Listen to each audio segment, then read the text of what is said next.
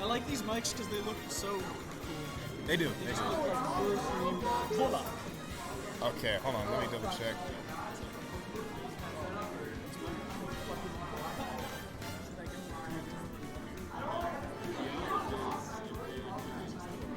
Yo, so who is it? Mochi and who? Mochi and AC. Who's the higher seed?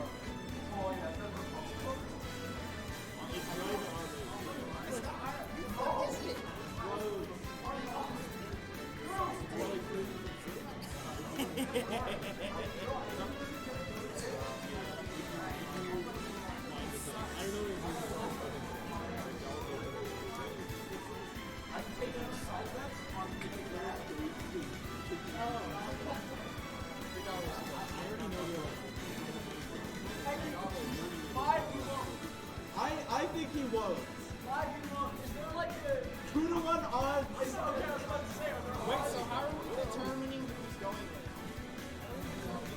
He is. And he's Where's AC? Yo, Mochi, did he? Mochi.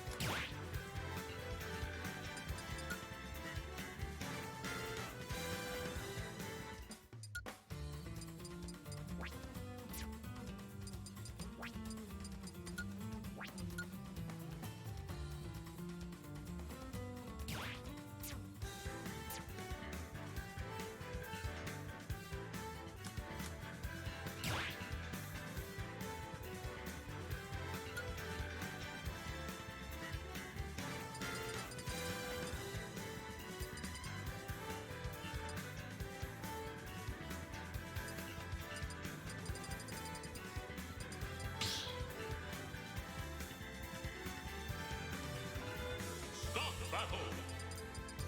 Ridley. Hero.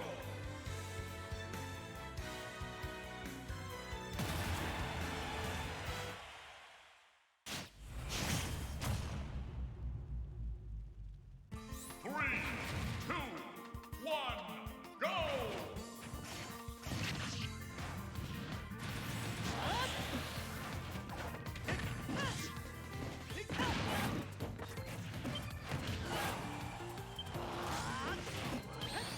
Kick!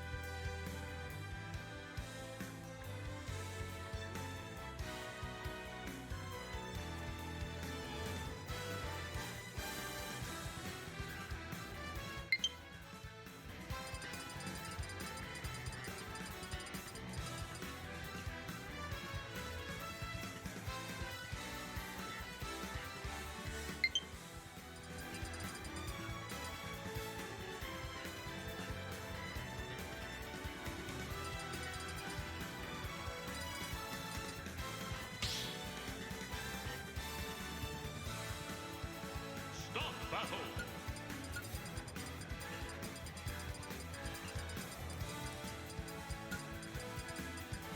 Incineroar. Torrid.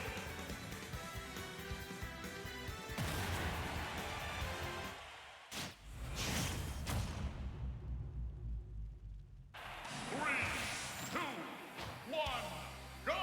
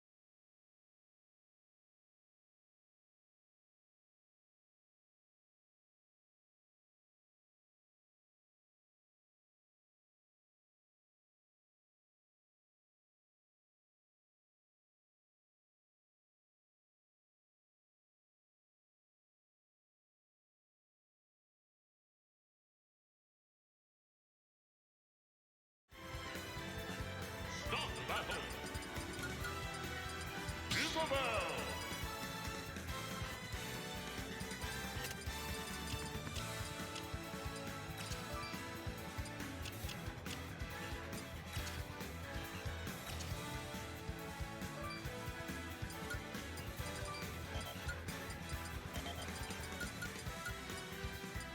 Isabel. Fight.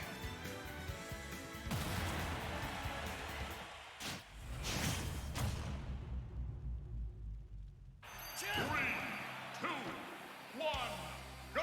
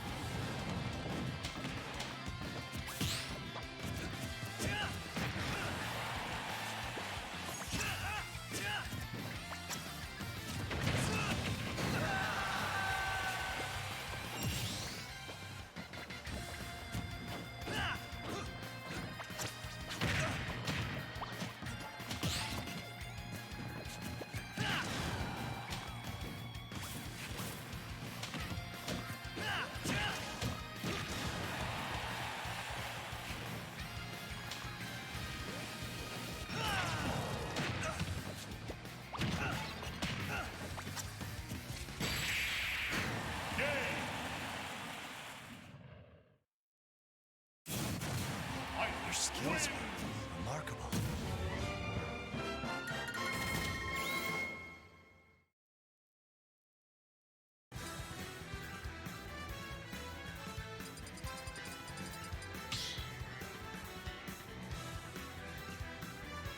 Stop the battle! Ridley! Fight!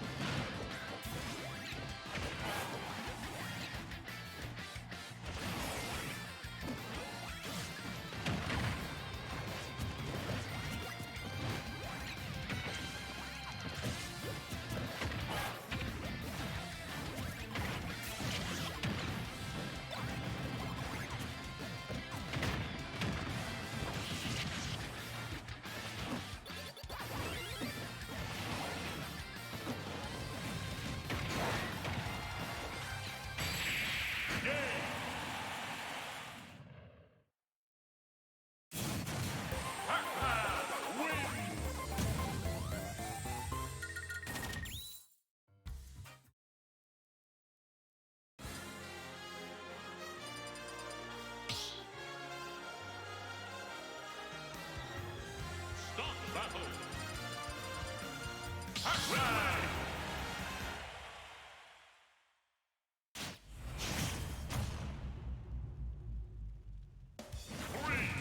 two, one, go!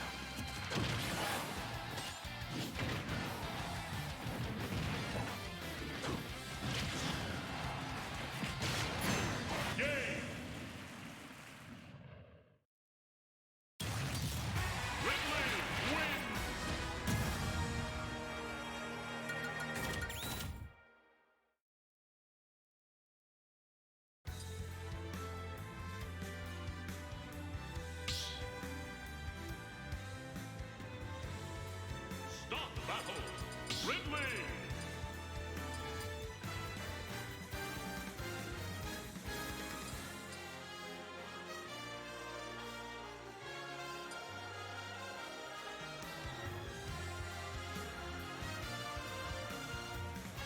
Flowz.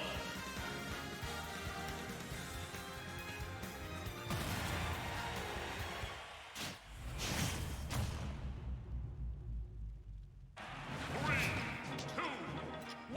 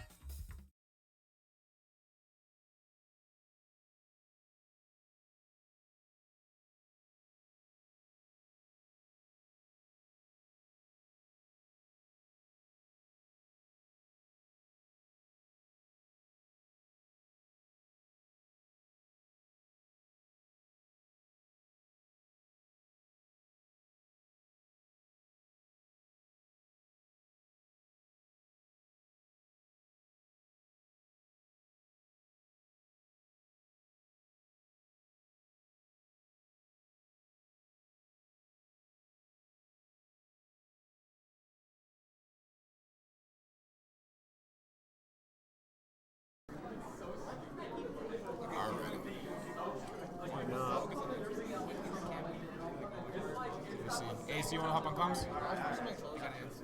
I can though. Like, if you don't want to stream, I can take over. Okay, yeah, because I don't feel like Yeah, you've also been running stream for a while. I'll give you a break. Oh, it's me. Where's the? There it is. Like check 212. All right. Yo, what is good? Getting started with top 8. Hold on. It's all set. Getting started with top 8. Go ahead and getting right into it. We have Ethan and Ekidona. These are two pretty big players here at Ethan. This call, if you're interested in playing some free round robin doubles matches, then please let me know. If you have a teammate and you'd like to participate, then let me know your and your teammate's tags. If you don't have a teammate but you're still interested in playing doubles, then please let me know your tag, and I'll get you matched up with the teammates. Ethan is our resident Bowser Byleth player. Eki has a solid Palu, real solid. I've seen them pull out a few others, but like, you'll always see them come back to this one. Why don't you plug your tag real quick? What's your name? Plug my tag, Fridge. Alright, we got That's who I am. Bridge. Ace of Threes. This is winners semifinals, best of 8. It is best of 5 now. And looking at the game, you can see we've already got a solid. Both players already had a solid like 70-80%. And you know the 30 seconds it took us to like get set up. Ooh, and there is Bowser is not dying to that. Bowser's fat, but Apollo also does have a few things that you can use to terrorize heavies. Oh, absolutely. And I really do. Oh, go ahead. I would know. It's not a fun matchup. Hate it. Hate it. And that back here is going to kill just barely though. Looks like Bowser might have survived. I'm not entirely sure. Getting right back into it. Ethan does getting some good damage in. But having trouble getting. Oh, let's hit the back. Getting some solid stage control. But he's struggling to find a kill for him. Absolutely. 36. Oh, there it is. No. Not quite gonna kill with that fair. Optimal DI. Bowser Fair just covers all the way around him, but surprisingly doesn't have too much kill power. The side B will take it. Both at low percent and second stock. Very close game, about what I expected from this matchup. I think Ethan does have more wins against Eki under his belt, but their matches are always very close. Oh, and there goes the up air chain. Bowser's struggling to get down. Ethan as a player doesn't really tend to get like worked up over like getting comboed a lot, because he also knows he can just hit you at 30 and die. That's the heavy mentality. You just Yeah. have to deal with tanking 60% and know, oh hey, if they mess up, I just deal that right back. Absolutely. You just gotta get his stage control back. He has to up Oh, right there. not gonna. Not gonna recover there. I think he was gonna make it, but I think the win box of that down smash pushed him just out. The win box cut him there. A little bit. It's a very frustrating thing with Bowser. If you don't exactly have a jump, you can struggle a little. Of course, up B, well, you get a bit of distance and you can mash to make it go further, but other than that, you get up attack. Ethan's in a rough spot right now. Oh, he got hit with the PS2. That really hurts my soul. I'm sure every player knows that feeling, the good old PS2 denying you the stage. See, I understand why it's the go-to stage, but that right there makes me never want to play on the stage ever. That makes me so mad every time I see it. Oh wait, I did that wrong. So sorry, that's a 1 for Eki, not for Ethan. Sick, Ethan Gaming. Sorry guys, it's been a while since I've run the stream setup. So bear with me a bit as I get back in the hang of things. Professional Ethan Gaming wins by doing absolutely. Oh, Ethan does switch to Byleth. The Byleth switch. What are you thinking about this matchup? I think Byleth is going to be a bit friendlier. You can send the nairs right back at them. Ethan and I talked, like my main's Corrin, and we've talked like Byleth and Corrin have like the same opinions about matchups. I definitely prefer playing Palu as this to a heavy. Just because I think that maneuverability is really important in dealing with those projectiles, especially. Dealing with projectiles is if you don't have a solid way to deal with them, then you're fine. And also, Byleth just has some solid disjoints. Like everything Palu dishes out, Byleth can dish right back. A very solid forward air back here with back air having an extremely strong tipper hitbox, and just covers right in front of you.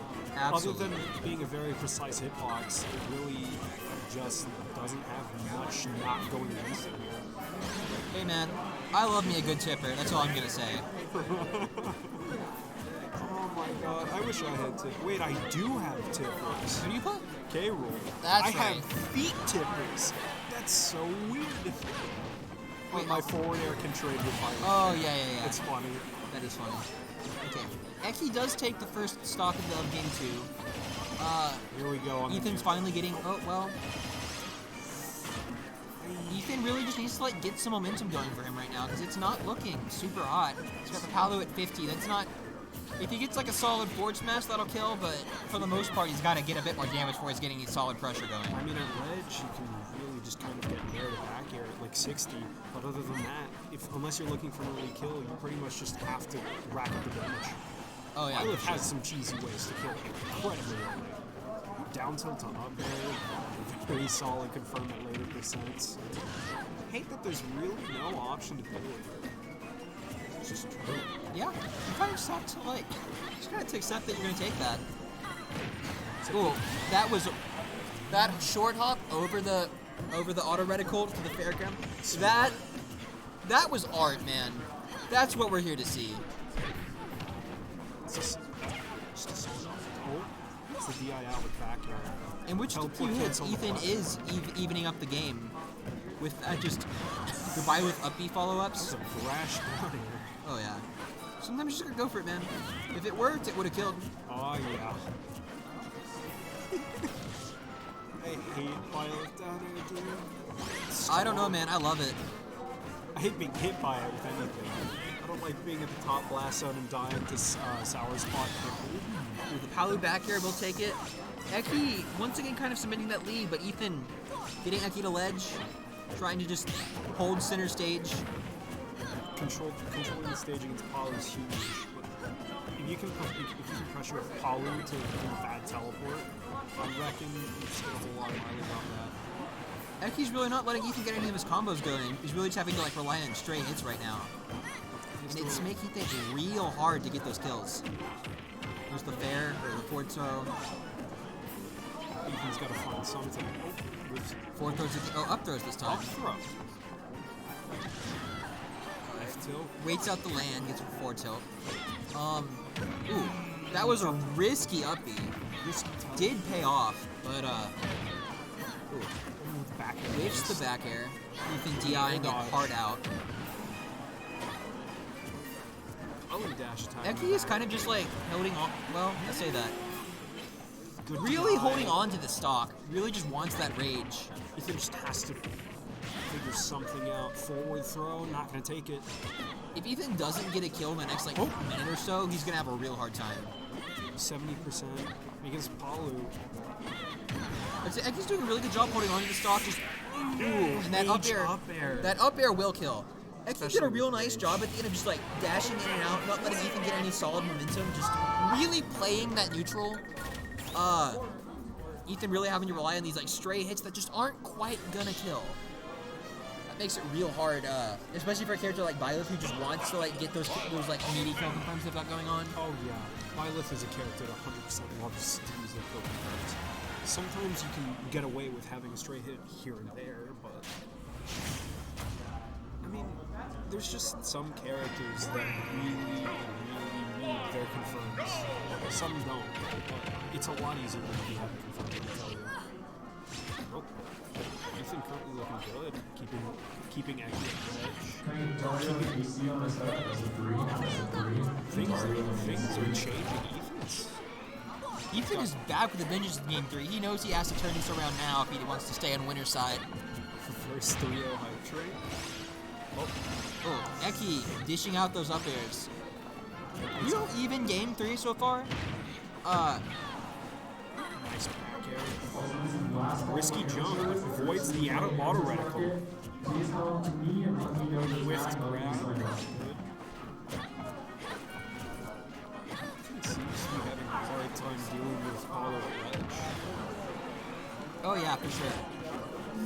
Just narrowly. Oh, waits max out the invincibility, or did he drop down? Did you see? Either way, that down smash was a real nice play from Eki, getting that kill. Had to have been a drop down. Now racking up a solid 47% off the Nair chains. Whiffs the back air. If you're interested in playing doubles and you do not have a partner, and he's going to be in your attack or Dash your attack, okay. Keeping Byleth up in the air. Probably really such a solid up there, dude. Absolutely. He's just... Probably just is one of the characters in the game, huh? Solid. I disagree. I do not think they're in the game at all. I'm pretty sure Palu is not in Super Smash Bros. Ultimate. Man. I think, honestly, I might be dreaming. Yeah, I think so. Ooh, the nice side B tipper. That's what I love. I told you, man, I love me a good tipper.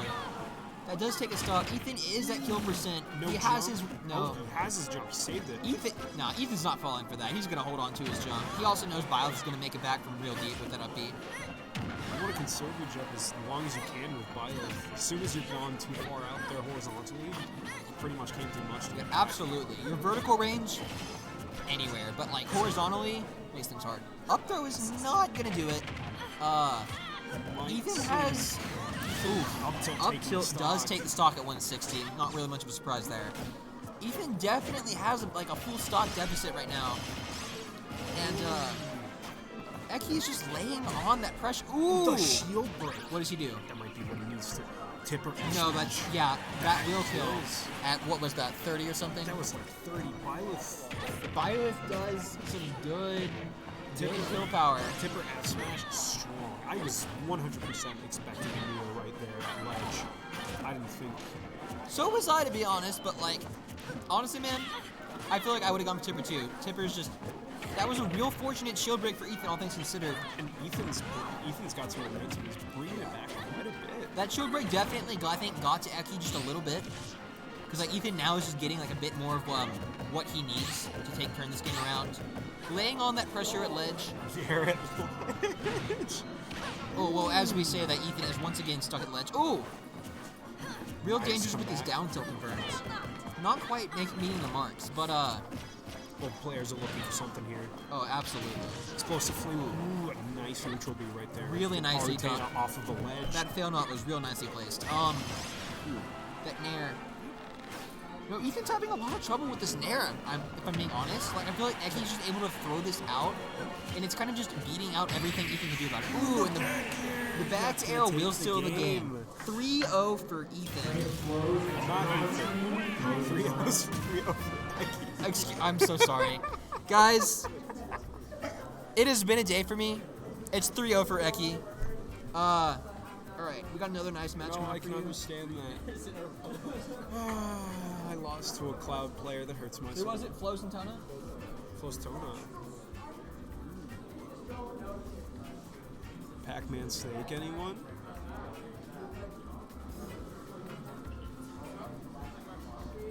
What do you think?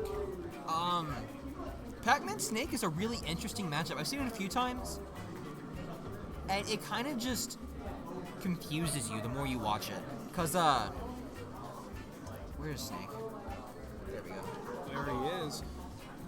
I feel like this is just an interesting matchup now, isn't it? I don't really like Pac-Man a whole lot, personally. I don't know. I think Pac-Man is really interesting because no matter how much I watch this character, I don't understand what I'm watching. Things get just increasingly confusing to me. And You gotta, like, if you're playing Pac-Man, you're going to college and you're majoring in this character. Like, there is no way. 5 minutes. Amateur bracket will start in 5 minutes. There's just no way, dude. Absolutely. I see some, like, Around 7:45, 7:50. I see some, like, Pac-Man combos just, like, everywhere on the internet. I have no idea what the fuck's happening. I have no idea, like, Pac-Mans are just, like, 50 parallel universes ahead. See, and the Snake Pac-Man match is really interesting because both characters rely on item play, so they both know how to deal with your opponent throwing items at you, which makes for just a match that, like, most of the roster just isn't familiar with how to deal with, myself included, don't know, like, what to do when there's items in play. But these characters that bring it in, this matchup where both characters just absolutely know what an item's gonna do, how to use it, You could see some really interesting things of them just grabbing each other's stuff and throwing it right back around. I feel like a whole lot of the time you pick up a Pac-Man bonus fruit, most characters don't really know what they want to do with it. Like, Oh, I definitely don't. Like, my best option is hold on to it and just deny him the right to use it. Granted, I lose all my, I use it for chip damage whenever I can. I'm not smart enough to see into the future and know exactly where that bonus fruit's going to connect.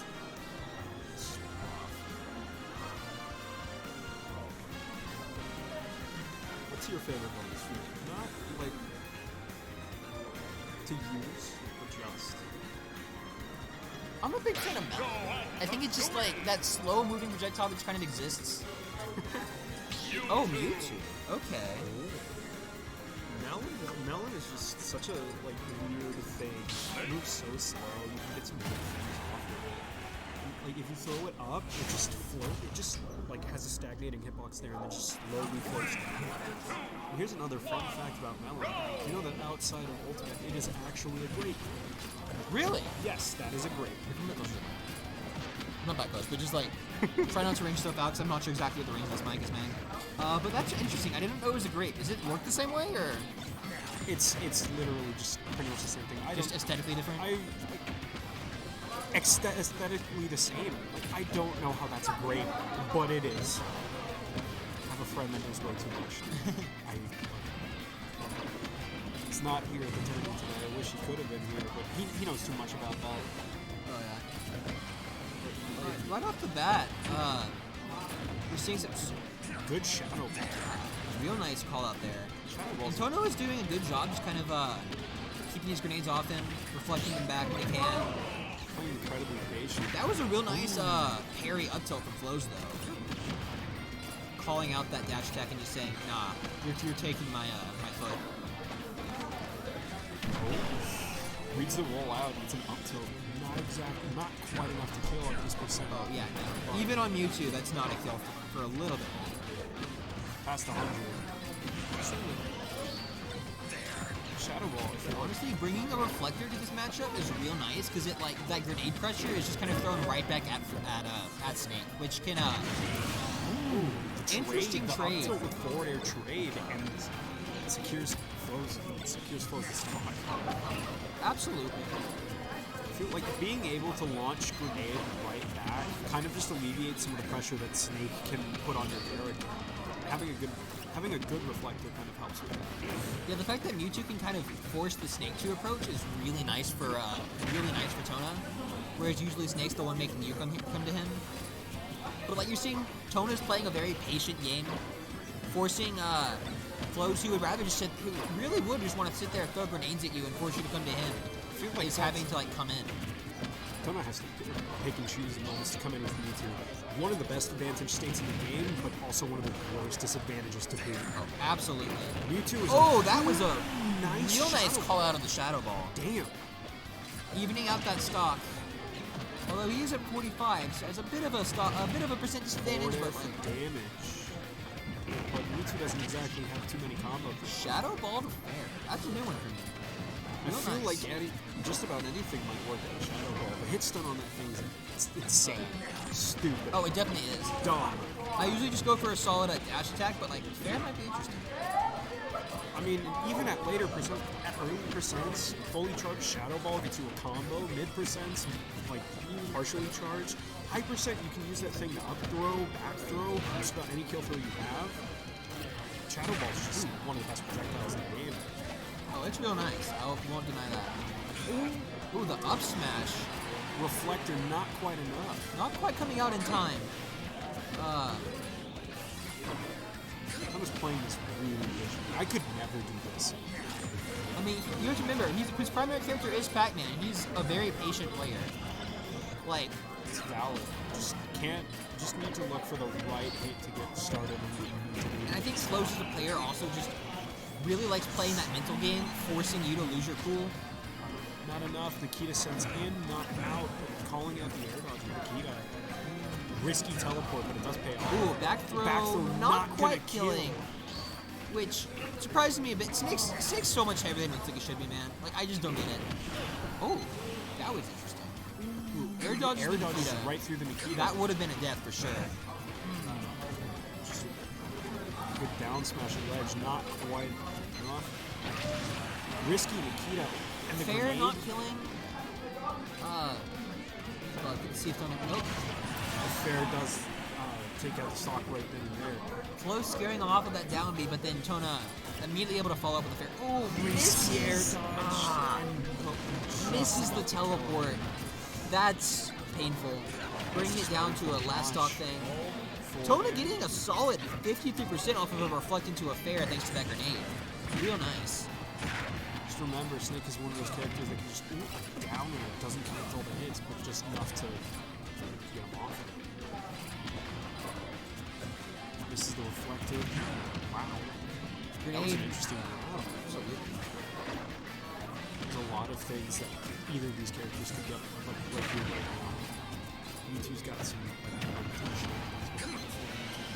Right now, Snake just has so many throwing options. At the end of the day, someone's it's a last stock scenario. Both players are roughly at around kill percent. Yeah.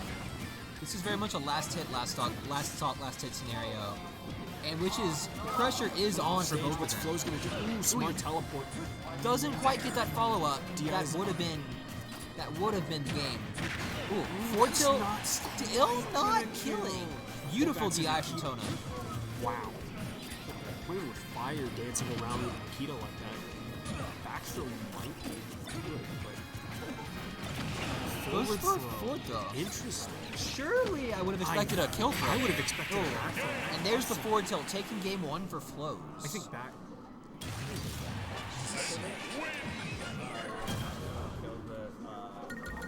Snake, when he's crouching, low profile, he's so you gotta be careful in this situation. Oh, for sure. But I mean, like, he had the grab, and then he forward threw it. Oh, he should have down throw. Because anytime Snake has a grenade, you need a down throw. It hits the grenade. Hits it early. Ah. That's really cool, actually. That's actually something I didn't know.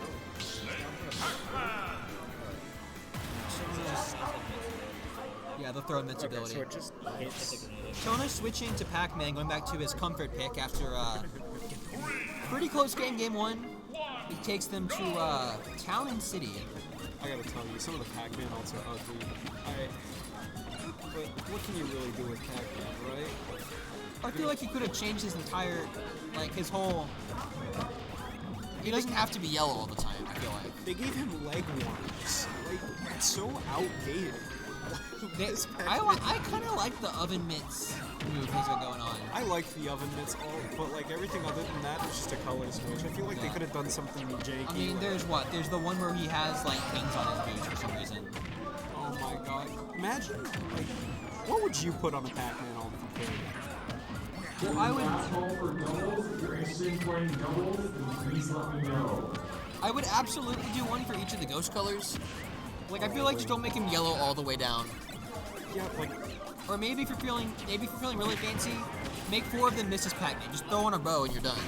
yeah, and I feel like you've got, like, you can make the ghosts for, like, 3 of them, and, like, maybe the ghost color when you powered pellets, you know? Oh yeah.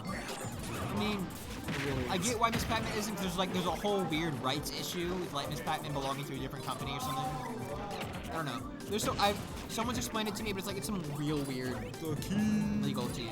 Anyways, looking at the game, they're both at high percent on their first stock. Tona's swinging out areas left and right. Risky hydrant placement flows. I don't know. I mean, Pac-Man's fair is real good, in my opinion. Oh, dude, that's Like, really good. especially on a zoner-based character, that move just kind of hits. If you're just directly, like, in front of Pac-Man, Pac-Man gets a free forward air and a free follow-up out of it. It's such a good move. Ooh, the hydrant. That hydrant kill, that was very nice. interesting. Kind of baits Flowz up, throws out hydrant, says, "No, you don't get to up there me here." Risky down air. Oh yeah. Flowz not taking that. Absolutely, just hit him with the forward tilt to kill. One more hit on the hydrant will do it, and there you go. You know, I'm seeing a lot more just like close quarters combat this game than I'm suspecting, to be honest. Yeah, I feel like just generally, Pac-Man's weird. Zoner with some decent close-up options and, like, Pretty good frame data. That's kind of scary to think about, isn't it? Character that can a character that can just keep you out all day, but also Wait, what happened? I looked away for 1 down second. smash questionably high, or it might have just straight up killed. Oh, down smash will just kind of kill sometimes. Harsh angle, just dead. The Galaxian grenade. He's got the key. He's looking for something with the key. The key and the hydrant, right through the hydrant. Not quite gonna kill. That hydrant Not baiting gonna kill. Flowz panic air dodges doesn't Panic quite. air dodge. The fact that it didn't kill is more to me, but like that was a beautiful hydrant roll from Tona nonetheless.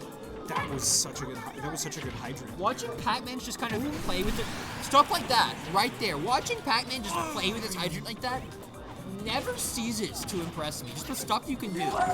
It's just like, it's a stage hazard that he controls. It's insane.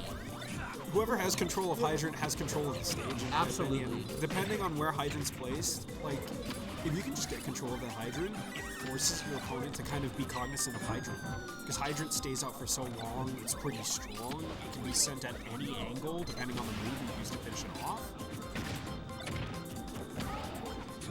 Good thing to know about like hydrant is always be cognizant of hydrant's HP. Know, like, knowing how much damage your moves do can also just kind of help figure out what you can do with hydrant. Yeah, knowing how your moves affect hydrant can be huge in this matchup. Because if you can make that hydrant your hydrant, you can put that pressure right back on and kind of equalize the playing field a bit.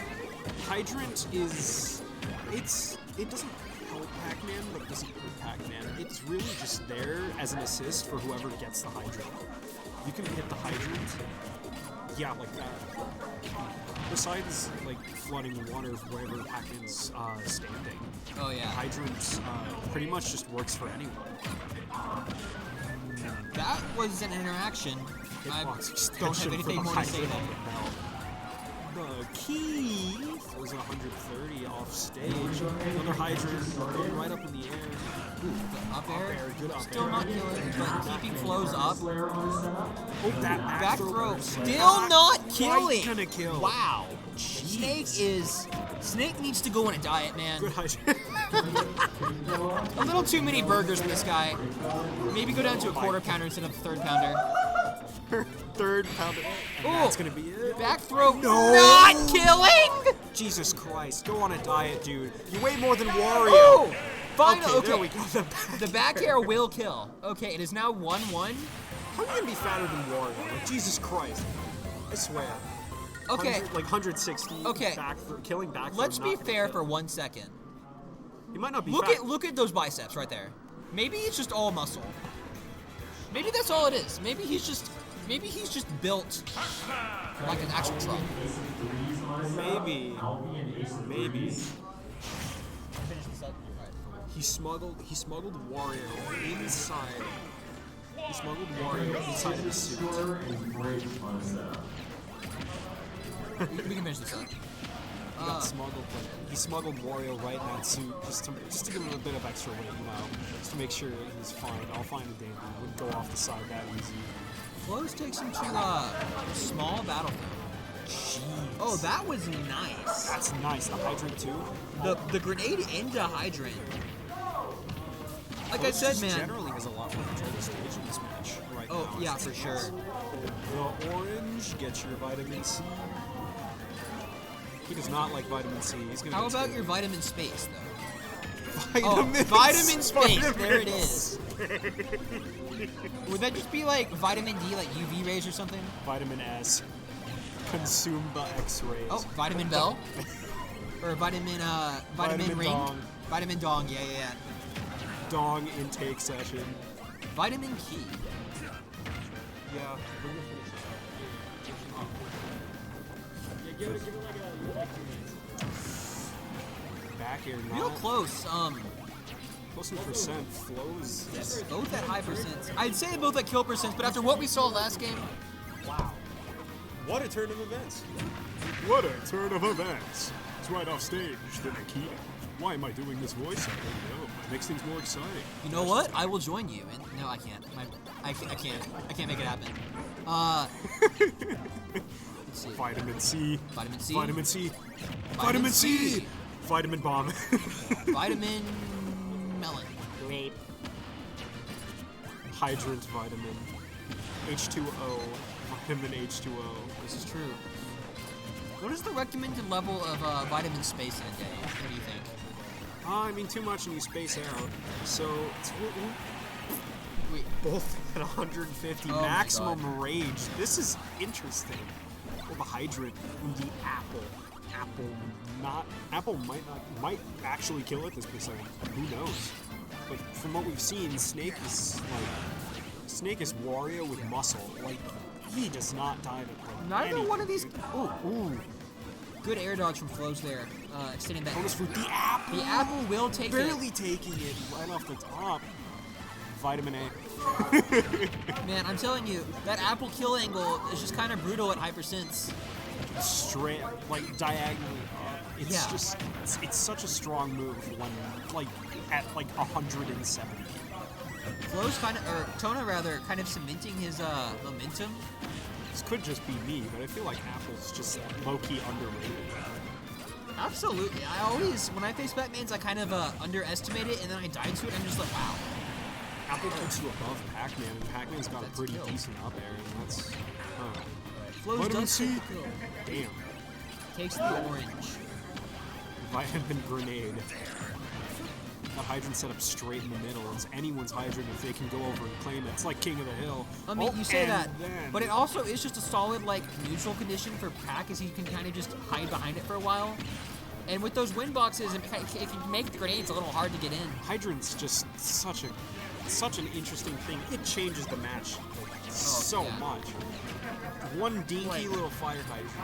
Trying to imagine Pac-Man without hydrant is just not possible. Like, his entire, He has so many things. so to much do. of his gameplay, and I don't mean this in a bad way, but so much of his gameplay revolves around that hydrant. And so, like, what else would you pick? Can I get a team of Venom? No idea. We're gonna go ahead and start doubles. Can I get a team of Just- Venom and Ethan against Team Grizzly on setup? I feel like Pac just That nice rolling, hydrant nice catches rolling the neutral hydrant. get up, but Flowz just thinks he can maybe get up safely there. Is not quite as safe as he thinks. I think What's Pac that hydrant? without hydrant would honestly straight up drop a tier. Like hydrant's just a really good move. Oh, I agree 100%. Stage Like has you said, there's just so much you can do with it. It's such a versatile tool. It's such a good tool for him to And have. keep in mind, although Hydrant can work in both players' favors, Pac-Man knows more about Hydrant than the other guy does. Ssbu reading air dodge. Doesn't quite get the See, another thing, aside from, you don't see tons of this a lot, but like aside from just like rolling the hydrant, I've seen some Pac-Mans know how to just like use it to slingshot their items. And so you'll just get hit with a bell from across the stage when it like gets launched by that hydrant. It's crazy stuff. stock situation. Flowz needs something good here to take it back. Flowz needs to get that momentum going right now. 126% straight hit from Pac-Man. Could take it. As we've seen, Snake is just Wario in a bodysuit. Absolutely. Going for the up tilt. Misses the hydrant twice. Okay. I mean, look at this character, okay? I'm just saying, don't worry about Quite. it. It's just, believe it or not, it's just about anyone's game. Flowz is playing incredibly patient. Flowz He's got is the Pac-Man off slowly stage. racking up that damage. That apple's scary, man. This percent, a stray apple could do, could just kill you right now. Nutrition is your worst enemy in this matchup. I swear, Absolutely. man. That's a bell. They say an apple day keeps the doctor away. The key. Does Snake have a PhD?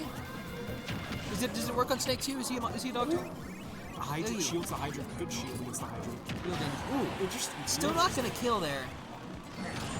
Up and away. We're down to the last minute of the game, This and might both turn into a characters are last hit. holding on real hard. Holding on for dear life. Flowz at 170. Granted, Flowz has to finish this before that timer runs out. Otherwise, he will lose the game. Flowz needs something here. Right now, it's in Tona's favor. Tona He's just needs to stall. He's slowly building. Oh, there's the apple, and that will take it. It was painful, dude. It almost did. Yeah. Yeah, this thing goes It's to game Pac-Man 5, we're gonna be here versus- till midnight. It's Pac-Man versus Snake, dude. Honestly. We'll finish our sets and come back to this. We'll finish it.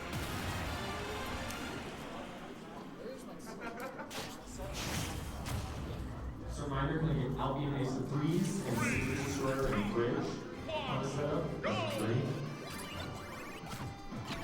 Fridge. Citrus brother. Yeah.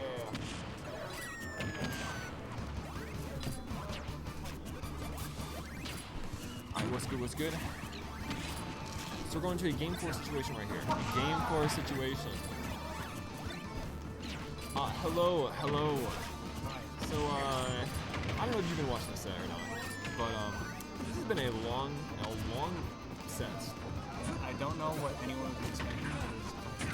Yeah, and especially Tona Flowz. I know this used to be, so these matches are all going to like 1 or 2 minutes, right? This used to be a like timeout every game type of set right here. Like I think it was like back last summer, when Tona was first like really coming on in locals, every single game would be a timeout. Wow, there's no way that had to be DI, right? Fair into the key. I don't remember how close to the corner he was, but that was probably a little bit sus DI. Maybe just no DI straight up. Yeah, honestly, I mean, I guess that's an early stock based off what's been happening. A good sign for both players is it's not going to be timeouts anymore. Yeah. The characters they're playing and there's typical like super safe and they're going to come to the play style. The fact that it's not going to time is a good sign that they're getting overall better. Yeah, absolutely. But I mean, this game definitely looked like it's not going to go time right here. I mean, Tona has a pretty massive lead, and that's been eliminated real quick. Good down smash. Snake combo, you mess up your recovery, and you take an injury with Yep. RPG. Tona going just a little too high on that side B. So it's going to capitalize. Doesn't really get much more off of it. Yeah, pressing the grenade disadvantage, just getting some trades. Obviously, like pretty favorable for Snake, as we've seen. Tona generally is having a tough time killing until late 100s, so Flowz is probably like, this percent is not too much as long as I can get some percent. So he's got the up tilt on deck, and the F tilt was a 24 F tilt. Super quick, super scary. All of his, I know I saw like some post on Twitter the other day about Snake frame data versus Sheik frame data, and Snake frame data is, I think, possibly better on all his tilts. That's insane. For how powerful they are, how threatening he is at all times when walking in, it's kind of crazy. Yeah, and Tona also getting a stock really well over right there, just really quick. Knows that the hydrant, Flowz can't stand on the hydrant, and hydrant is up in the air, so gonna smack it real quick and then send Flowz up there. These leads, even though he could explode and always, come back just like this. Yup. Not that much of a deficit. These percents really do matter in this fight. Yup. Flowz kind of a tale of two stories, right? You have Tona just really building his percent, building this lead and whatnot, and then Flowz just takes the stock at like 120, bringing it close to even. Not entirely quite even, but it's definitely way closer than it feels like it's been this entire match. He's taking that hydrant straight to the face, which is ready for that grab. And Flowz right now on his potential last stock of the set. Flowz is sending down the boosters. He's playing the grenade game. Gets the bell stun, but blows up the grenade. So Flowz Loves those platforms. That's really working for him to come back again. yeah, absolutely. Tona's playing relatively safe. He's not doing anything too middle and whatnot. But the times where he does go in, it seems like he's just trading with grenades every single time, which is He's trying to box a little too much in this matchup. He can really he can throw just stuff wait it back. out. He does, yeah. He's really feeling it. He can be used in a little bit close, like right outside dash type range, so he's scared to do the grenades. Maybe he doesn't want to cook them, so he throws them early, and then now he can beat result too. oh, that shit setup codes with was the apples. nice. Tona getting this at 3-1. A beautiful, perfect way to end that set out. Really showing a little bit of character knowledge. That was from full shield too, wasn't it? Yeah, it was like with it was from full shield starting, but the shield pressure from full shield led up to it. So it's definitely really good. Just hydrogen just to bring it over. 2-0 for you. All right, sweet. Thank you, man.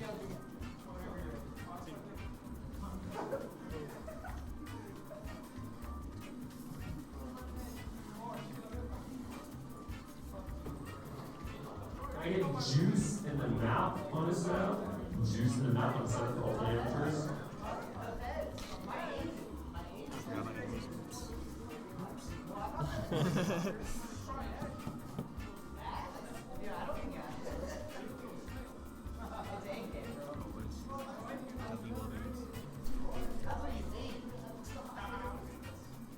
Oh, we just start. What's up? Off stream, yeah. Yeah. Huh? Wait. Yo, hold up, Flowz. They're playing doubles, so like once they're done, I haven't called it, but I'll call it for you guys right now, actually.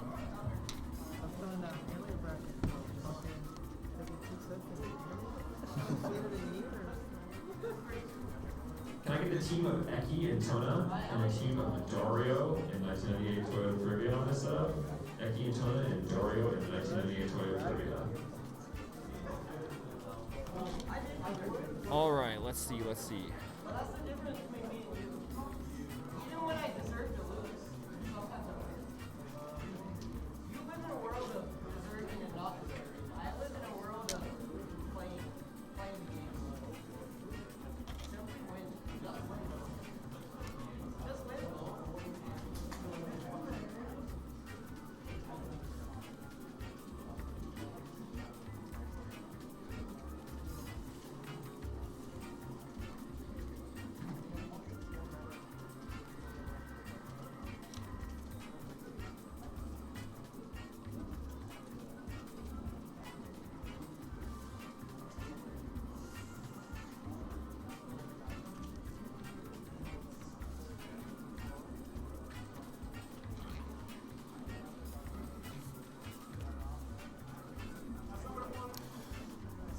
All right. What's good, chat? What's good? I don't know if anyone's listening to me, but if you are listening to me, then I hope everyone's having a good day.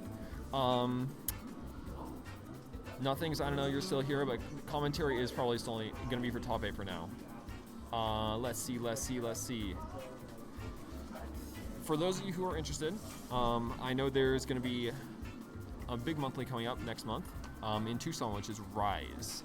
And so this will be our 7th iteration of Rise. The title will be Rise 007, paying respects, paying homage to the great James Bond series. I mean, I guess it's...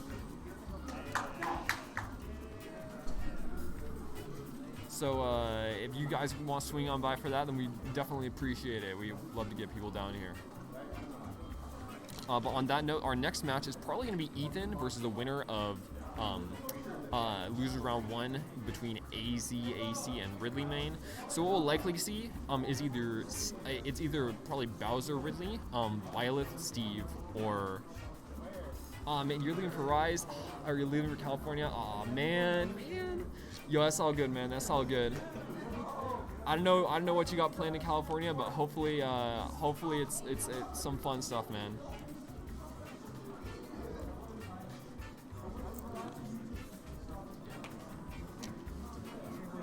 $3-1 you? Alright, sweet, thank you. Alright, you and Ethan are gonna play on stream. Right now? In like when Ethan finishes with his double set. What's up? 3-1.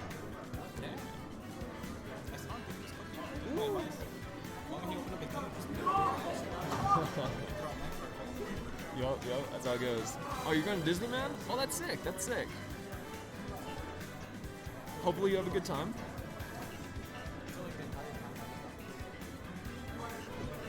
Just go like, yeah. It's kind of how it works. Pac-Man's pretty good. I was boxing mistake. Probably. It's kind of tough though. I think Pac-Man does pretty good in the matchup, so.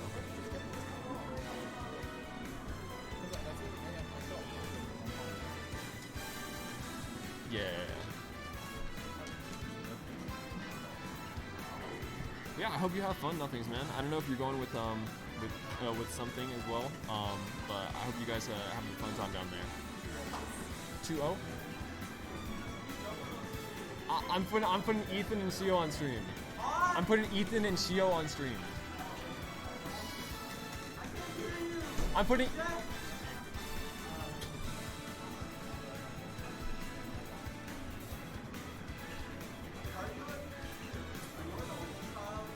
No. My brother, I have a brother who's 4 years younger than me, like 4.5. I have a brother who's 4.5 years younger than me. They live in Phoenix.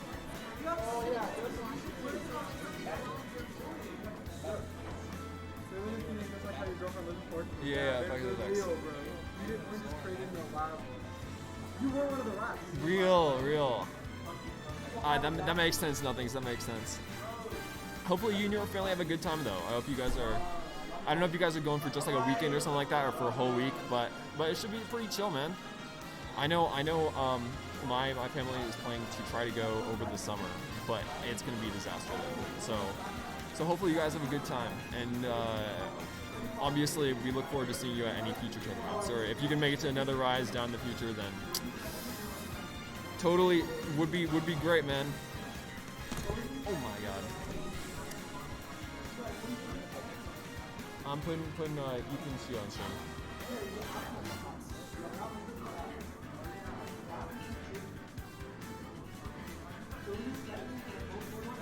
Yeah, still looking forward to the PR upset GOAT. Nothings.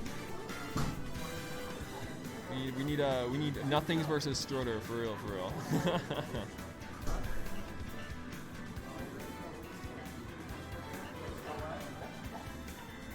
Drop frames? Oh my god. It drops. Hey, Ethan and RidleyMain on deck for stream. Ethan and RidleyMain.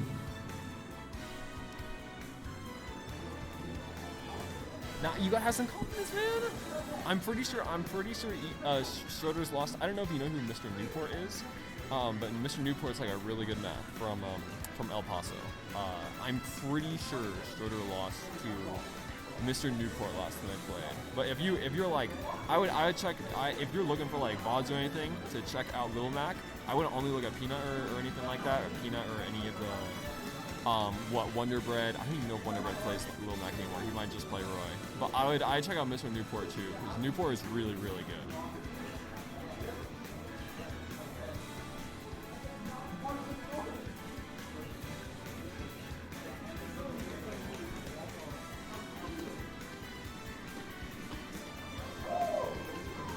Can I get a team of Bridge and Credit Slayer on a set? Or Not a team.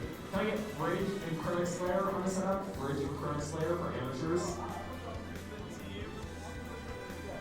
Yo, hey, you gotta cut me some slack here.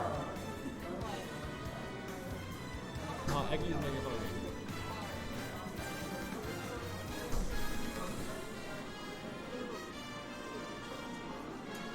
You watch too much Peanut? Yo, Peanut's so good. I don't know if you saw, I don't know how much Ultimate you watch.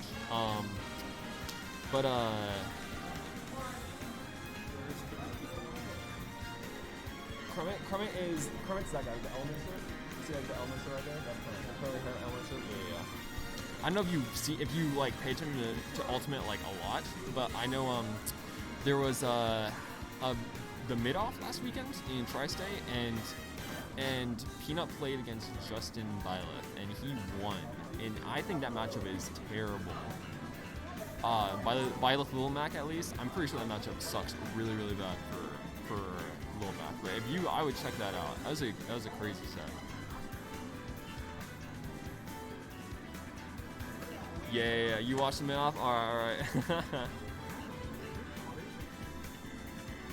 Is it? No way it's even. There's literally no way. I feel like Byleth's Nair would completely invalidate Mac. Like, I don't know, maybe and especially like off stage, I feel like Lil Mac off stage against Byleth would be pretty bad. Is it really not that bad? Interesting. I have no clue about Lil Mac matchup charts. All I know about is Pikachu matchups. Now, and that matchup's pretty bad. And nothing. I don't know if you main Mac, but I know you play Mac. I don't know. I mean, I guess it's technically. Do you even main Mac anymore? Would you say like? I thought you. My thing for you has always been you co-mains like Mac Steve.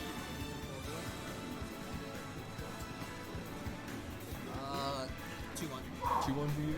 Okay.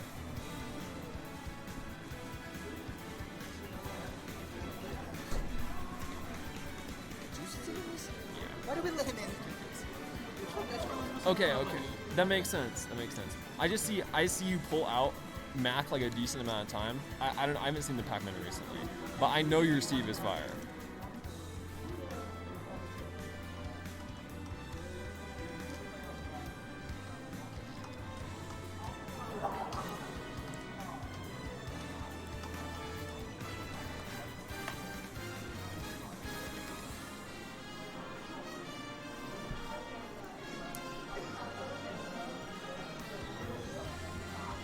Let me fix this real quick.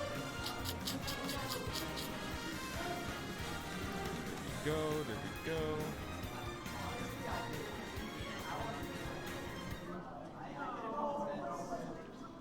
I was expecting that. I mean, I don't think that's necessarily weird. I think that makes sense, actually. Sometimes I feel like sometimes it can be difficult when you need like a simple game plan with Mac to like you want something I feel like Steve's game plan is very overall like what? You're good. Keep going. Oh sweet. Oh yeah, thanks Ace. Steve's game plan as a whole is generally functional for a lot of the cast. Like you can do the same thing with Steve against a lot of the cast, whereas if you're playing a Mac, in some matchups you're forced to think about your opponent more, which helps. If it's just personal preference, that totally makes sense as well. But I get what you mean. Sometimes it's just like one of those matchups where you're like, you know what, I gotta go Mac. Can I get Ethan and RidleyMain on stream? Alright, us two. What? I know, we use a lot of tunes for this. You're on that side, I think? Right? Yeah. Matter which player I am? What's up? Yeah, do we win some? Which what? Does it matter which player I am? No, I don't think so. I mean, if you want to be player 1, it's better, but it doesn't really matter. I don't care, I don't know. Do we play? Off stream. Yeah. Anyways, do you guys go, what is it? Was it ZSS? ZSS Nest. Is ZSS Nest versus? Bowser YouTube. Sheesh. I didn't know we had a. in here with you. I was actually playing not terrible, which is In doubles, unfathomable. literally unprecedented. Yo, what's good? I'm back. Mm-hmm. Max is also nice because he. I want my name on yeah, there. I got you. For all of my many fans.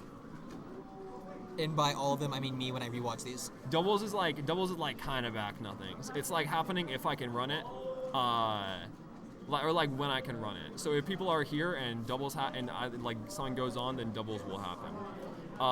But yeah, it makes sense that you think Mac has that like unfamiliar and also the fear factor. You're totally right. With the KO punch, it's super scary at like 10%. Oh, you have a chat. I was wondering who you were talking to. Yeah. Yo, what's good? Nothings. Yeah. Anyways, we're gonna go ahead and get in here into the. Wait. Yeah. What's up? What am I clicking on here? What do you need? I click on this, right? Are you trying to change to the full view? Yeah, I don't actually know if there is a way to do that. Okay, if there isn't, that's totally fine. Like, I think you click this, but it doesn't actually work, so I don't really know. Okay. Anyways, wow, that's cool. Starting to talk about the match. Yeah. Now, actually. That's Bowser already is stocked up. It's a big back here, and you can bring up pretty quickly right there. So we see Shio still putting in some work here. Or as I should call him by his new tag, RidleyMain. Yeah, of course, the GOAT. Of course, the one and only.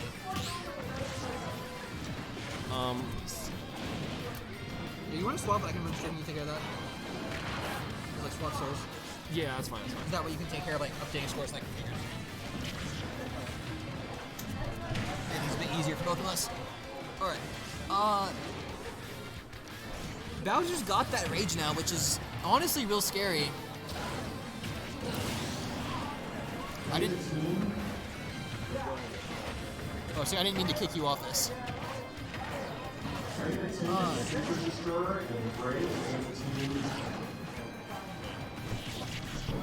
Although, RidleyMain did just bring it back a full stop, making it real even right now. Both kind of at a solid kill percent. What's good, Glue? His name is Shio. What's up? His name is Shio. Shush. His name is RidleyMain. He played Steve against me, so... Let's say... He probably didn't want to play Ridley this season. I mean, that's fair. I can see that. He's keeping this really close. Yeah, real close, all things considered. You want to hop on? Maybe. I'm a little tired, so... Oh, understandable. Yo, do we have any viewers, or is it just nothing? Nothing's an enemy call for. Nothing's just... Oh. Yeah, right now it's nothings. There might be some others. I tend to just talk into the void anyways. Like, I don't really care if anyone's watching, but we do have a fan right now. Yeah. Ooh. Not gonna kill. Wait, this guy's this is actually good. Yeah, I can see that. Bowser also just kind of loses to almost every other hit. And also just kind of being outranged a lot by Ridley's like air and stuff. That's gotta hurt. It's just that Bowser... What the? Yo, did y'all see that? Yeah. This is the most chaotic commentary ever. As it should be. Oh, there's the side beat. Not killing. He's at 180. A little bit T-stale. It was only one. He's only used it.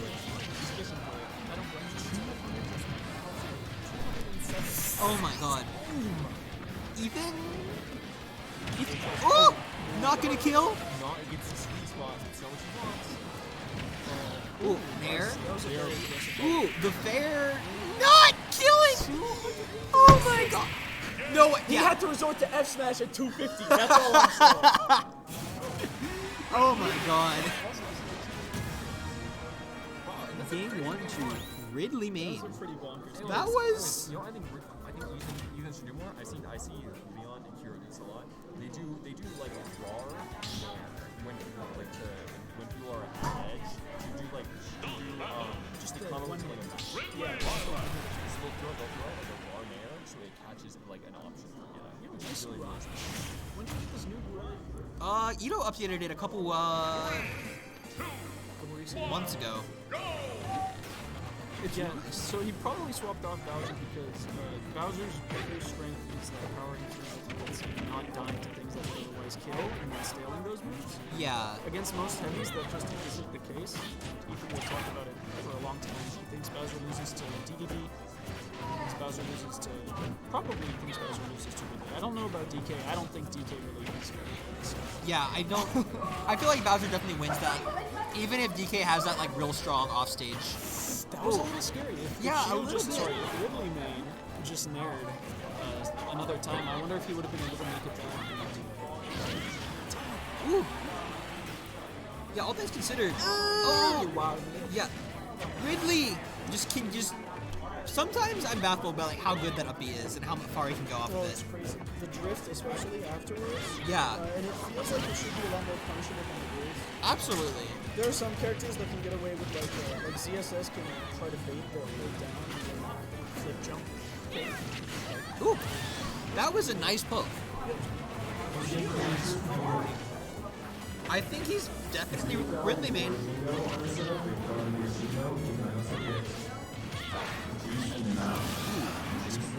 Very nice. Pretty damn good DI from Shio. Can I just call him like Slash or something? Sure. We'll go with that. Because RidleyMain's a little sick. It's a little hard to say. Yeah, it's a bit of a mouthful.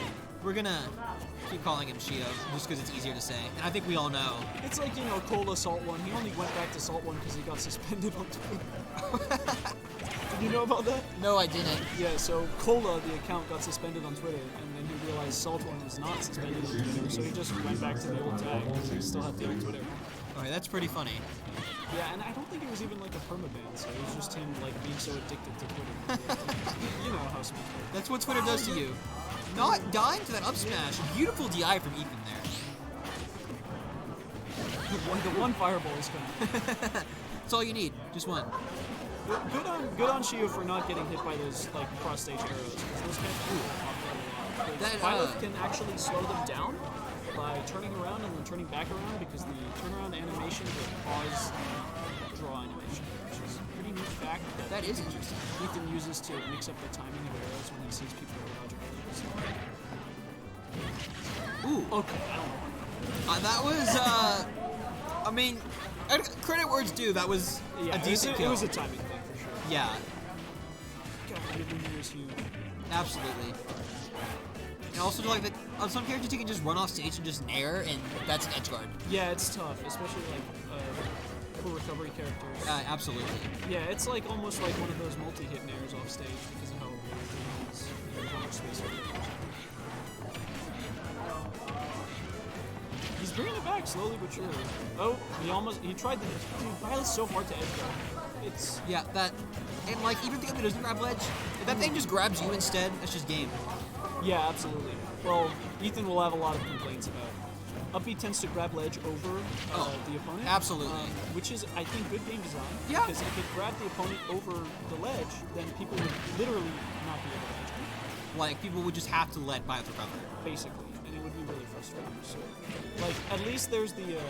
Nice match. There's the fail safe that if you do hit, even on Tart, if you do hit the tether, she's probably not going to get it. She really won't get it.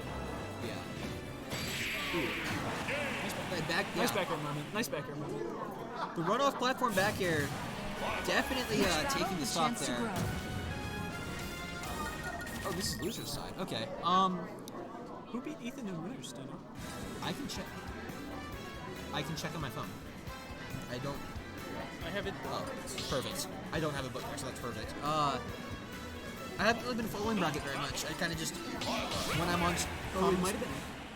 Oh, it was Eki. Eki 3-0'd him. Yeah. That's kind of tough because Ethan has had a really strong record. Yeah, I actually commentated that set, and I was thinking I was saying Ethan probably is the favorite here to win it, but then Eki kind of just wouldn't put off the pressure the whole game. Really close practice today. Really close sets. 2-1, 3-2s. Oh, for sure. Or not 3-2s. And honestly, Shio is putting Ethan of all people to work with his new character. Yeah. That's like. I think Shio's just he's leveled up a lot recently. Even with the Steve, he's just not gonna pull it out unless it's a really bad Ridley matchup. Like seriously. Yeah. It's just I think the issue is that a lot of bad Ridley matchups happen to be bad Steve. It probably doesn't also help that Ridley canonically loses to CSS. So I think that makes it a little harder. It really is not fair for him. Yeah, I can see it. Like I haven't seen that match. Oh, that was such a greedy down air. That was I'm up and I want to be up more. Definitely a win more move. Yeah. Like well, I mean, I'll respect the attempt, but that very clearly was not working out for him. Now he's getting out neutral. Yeah. Oh, that was a greedy forward smash. Sometimes you just with a character like Ridley, yeah. Yeah, and it's not actually that bad, so I get why. Yeah. Yes, it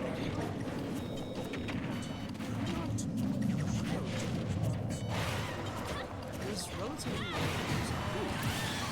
forward smash taking the stock. All right. Tona. That makes sense. Wait. I don't think he should do that. I think he should just set up the ledge trap. But I think so too. I mean, I don't know. Ridley it's in theory. See, that's the thing. You just will sometimes get it. Yeah. I think the reason Ethan's doing it is because Ridley has so much startup time. Nice fair. He tries to line it up. Really nice. Yeah, I guess the timing should be in theory pretty easy to get with someone like Ridley, because there's just versus someone like Marth where it's like a 2-frame thing. Yeah. Ooh. Yeah. See, that's really good. Yeah. Those are really good. Like when they hit, they pay off real well. Yeah, Ethan keeps rolling off the ledge. I don't know if he's recognizing how often he's doing it, but he's gotten cautious. That was extremely risky. Absolutely. We saw it earlier in the last game too, where it killed. Oh, no, there's no way that kills. Oh. Going a little too deep for Shio there. A bit tragic. that does hurt my soul just a tiny bit. I did not realize we have a face. I've just been talking to the laptop screen. Oh, we don't have a cam up right now. That's them. We do have a commentary camera we put on sometimes. But it's not on right now. Okay. Yeah. Right now we're on. The yeah. No, we don't have. Yeah. It's kind of. We should put it like on the laptop. Yeah. I'll adjust it in a moment. It's like kind of awkward to look up there. Yeah, especially when I'm down here looking at the screen. Okay. Running it back on the same stage. No, I don't blame him. Yeah, neither do I. It's actually insane. So, I don't know why. I think Shio's DI in up is a little... He's probably doing it because uppy side is a true combo, but at that point you just at higher percents you should probably just be DIing out to not get them hit. And Becker has so much hit stun that you can actually react to them just do it. Really? Ooh, that hit? I don't think that should have hit, but clipped his wings, I guess. Something like that. Man, Ridley is just too big for his own good sometimes. Like, there's no way that should have connected. I like the trumpet tanks, but Ethan was so low percent. I don't know if it would have been. Yeah, I feel like he would have been able to make it back anyways, especially with that.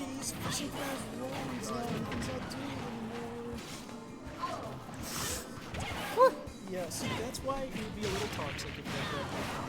Yeah. Like when I play Byleth, I'm like, man, I wish this would just grab them because it would be such a cool kill. But when I play against Byleth, I'm like, I'm so glad it doesn't. Yeah, when you think about it a little, it's like probably better. Yeah. Byleth's a strong character and a relatively, I would say, fun to play as against. Yeah, which I think is so. Like, pretty good for the game. But if that up did push. Ooh, nice catch. Oh, he did not live. Oh, that did kill. Okay. The UI was in the way. I didn't see him die. It's suddenly like, just after that SD just shifted.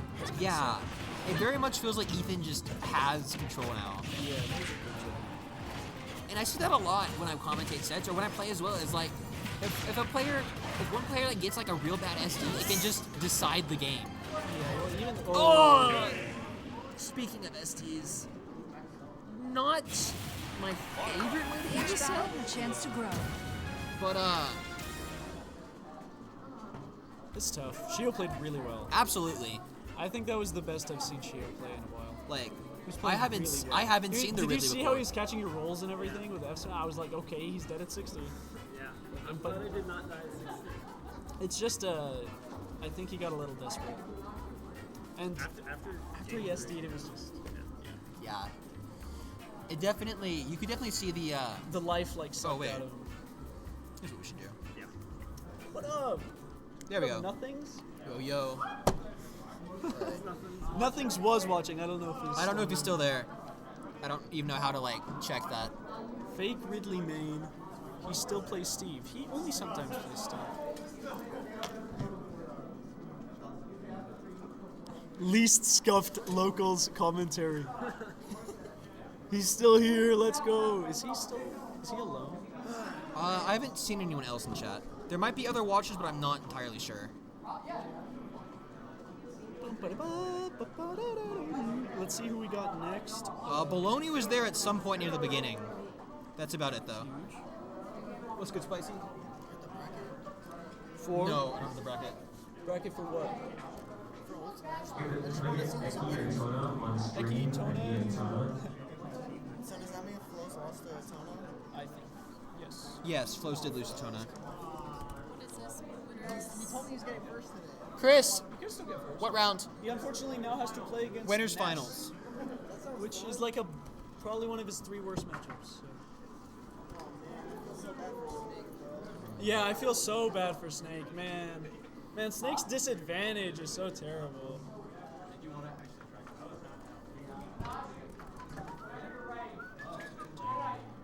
I wonder if whistling peaks the mic. I have no idea. Who does Eki play? Paolo. Where's Paolo? Who does Eki? Listen, man, Bottom left, I'm not very smart. Next to Greninja. Ah, thank you. What skin does Eki play now? That's the real question.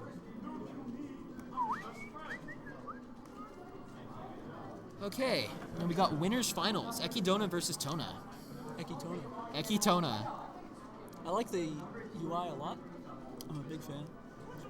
Yeah, Ito came in. He took a break from staff for a while. When he came back, he said, "I'm gonna fix the old stream." Did he program this? I think he just download. I think it's like a free download of Ultimate UI. I think we're working on getting like our own unique one, but for now, that's what we got. I mean, it's tough. You probably gotta hire someone that knows what they're doing. I like the incorporation of chat. That's really cool. Oh yeah, no, this is real nice right here. Being able to see the chat.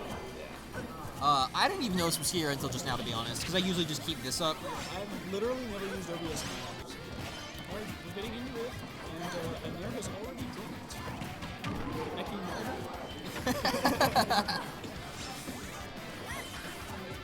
Wow, I'm surprised that didn't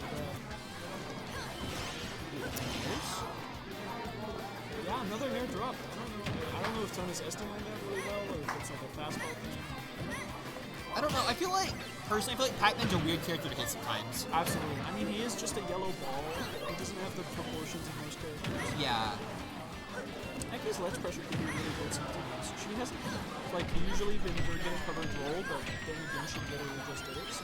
Oh, if that connected. I feel like they always go through. Yeah, I feel like I feel like anyone who's like getting into winners finals knows not to get hit by that. It's not even that. I think it requires like very specific DM. Okay, that was Ooh, grabs the key with the air dodge. Doesn't get anything off that throw.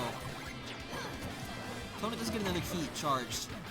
Ooh, that was a nice hydrant. Yeah. Man, Pac-Man's fruit is just so oppressive sometimes. And just him having one of them ready to go. He does have a lot of options. Yeah. If he has key, yeah, that was almost true. If Eki didn't do that up, that might have been. Tona really just kind of let himself get side beat. You know, actually it happens. I've been hit by it. Yeah, I think we all have. It's probably because he was charging bonus fruit and didn't realize the risk. Ooh! I thought she was going to grab him. There's the roll coverage again. So. Eki racking up that damage right now, man. 71% in like, what, 20 seconds since Tona respawned? Ooh, back air will take a stock. Evening out just a little bit for Tona.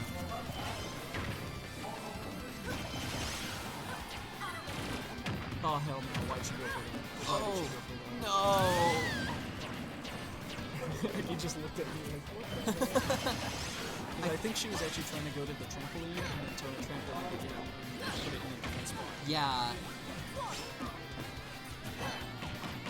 Was it the back air that just like put Eki too far in to get the teleport? Is that what happened?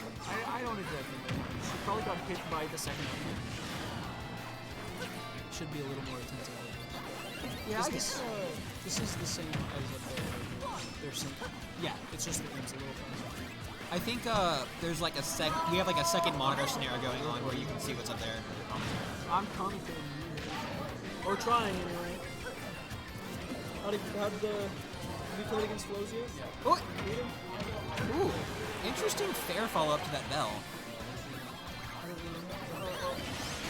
Oh, the drop down there taking the kill. Oh, when did Tona get in the lead? I was not paying attention. And like the 3 seconds since you looked away. A couple Pac-Man combos, 80%. Something like that. I really couldn't tell you what I was watching. It was kind of stuff happening, man. Said, Eki is definitely like evening this back out again after that little deficit. I think Eki's actually really good at doing it. Yeah. Sometimes she gets in her own head, but you know, I think most players do. Like, as long as she has a good mindset, the game's not bad. Yeah, I can agree with that. Falling out of these layers, I don't understand. Yeah, something's going on there, and I'm not sure what it is. Wait. Maybe Chase was right. Alright. This game's almost over. One side. I'm all alone. He keeps trying to push for that back throw at ledge. Tona's just like so ready for it. Nice back. Dodges the hydrant. Did the key go all the way? I think it ran out of range. Ooh, the side B taking the game. Game 1 to Ekidona. Alright, no more commentary, baby. See you. I'll make Chris get on with you. Hold on. No, because I gotta play too. Well, I need someone running stream now.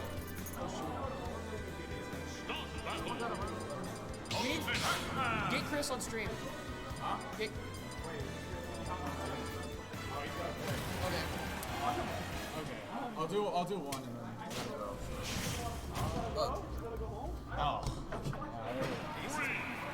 Okay. Wait, you want us to go?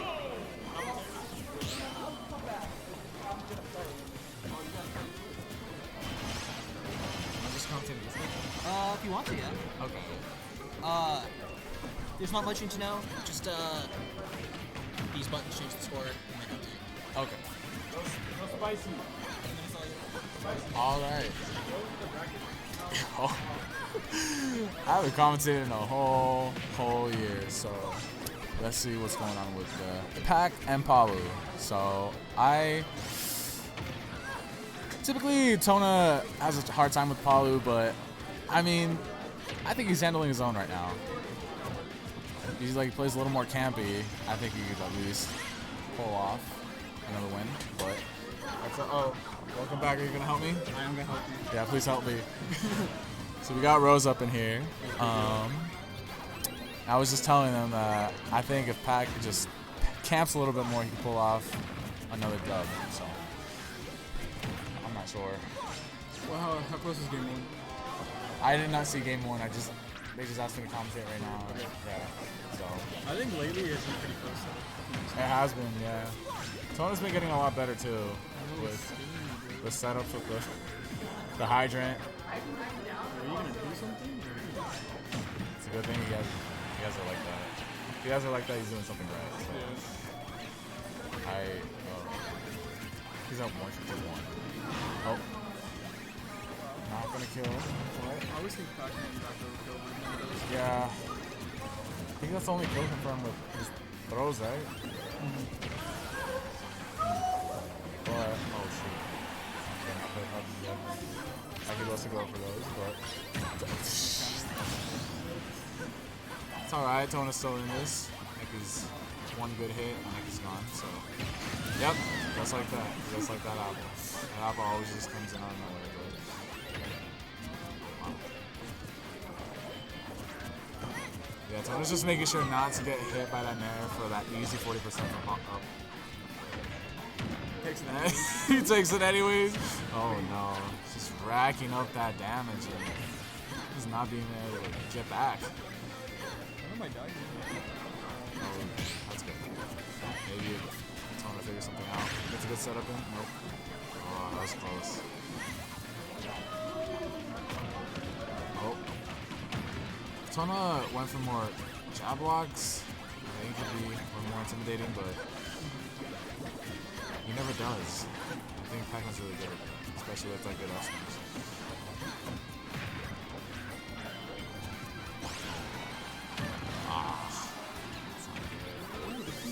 Suki getting back off with the back end. Put some back in place down there. Oh.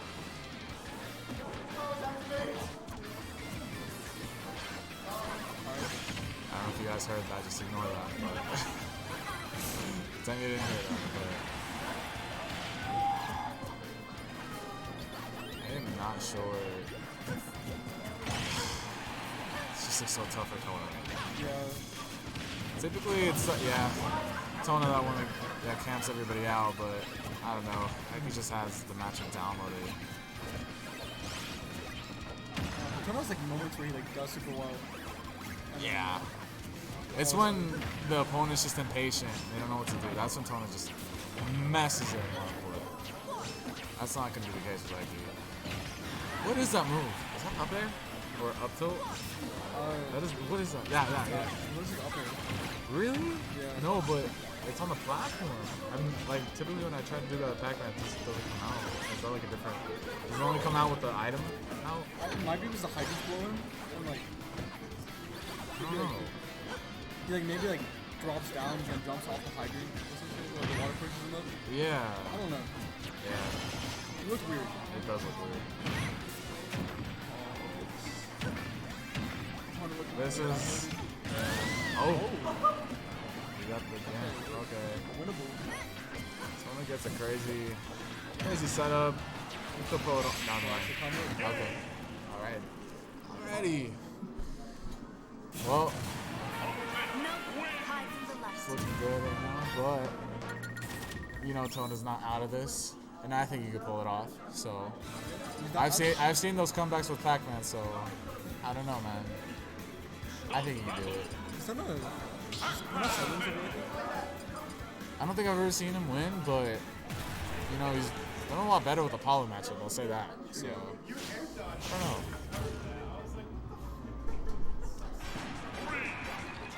I think if he just plays a little more patiently with the Hydrant, doesn't try to challenge Apollo's Nair or Fair, he'll be fine. But yeah, like he's stalling. There you go. Just gotta stall a little bit better. See, I'm telling you, like once the Nair hits, it's easy. 30, 40%, 50%.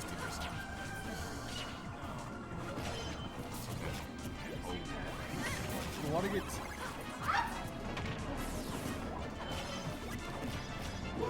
What were you saying about the water? Like, no, your bugs have so many things sometimes. Yeah. Okay. Okay. Yeah. Nice. Okay.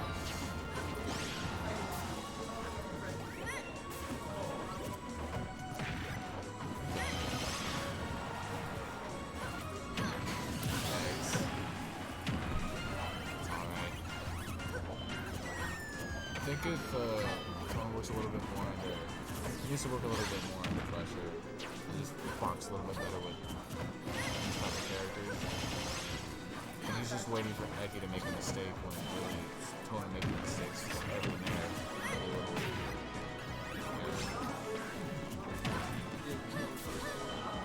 There's the bell. There's the bell. Where's this key? I think it's bell. Yeah, it's key, yeah.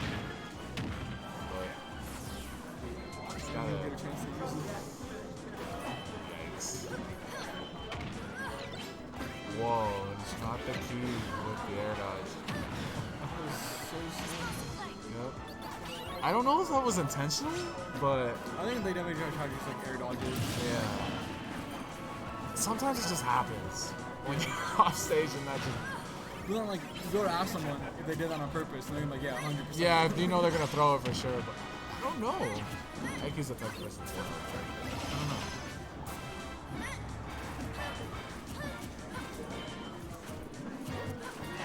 Okay. A little bit of. I keep forgetting. Eki still has 3 stocks. Yeah. Uh-oh.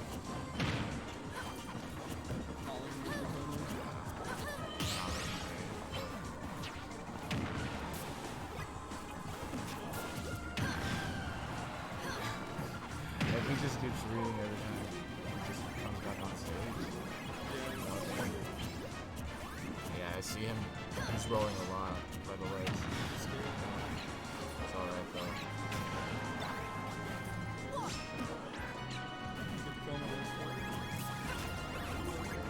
Is that the key? He's ready for that key. Yep. I think it definitely hurts him that he just gives up the ledge like that and comes away. Yeah. Well, I guess we got that win. Yeah, pretty good. Good stuff from both players. How many stocks did you use? Alright, Glue. Once you get back in. 4-0? 4-0? Oh, it says 4. My fault.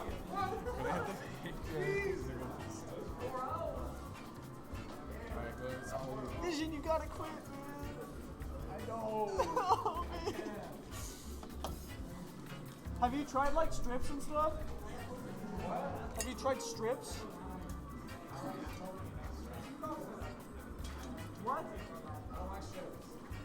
Doesn't help. Way towards secret. I already.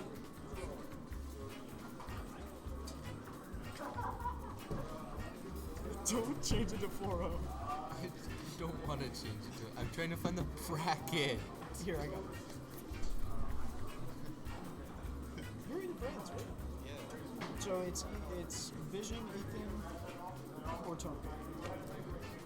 Probably Tona. Congrats. What's your record against Ethan? Yo, can I get Ethan and Vision on stream? Ethan and Vision on stream. Excuse me, unless you just.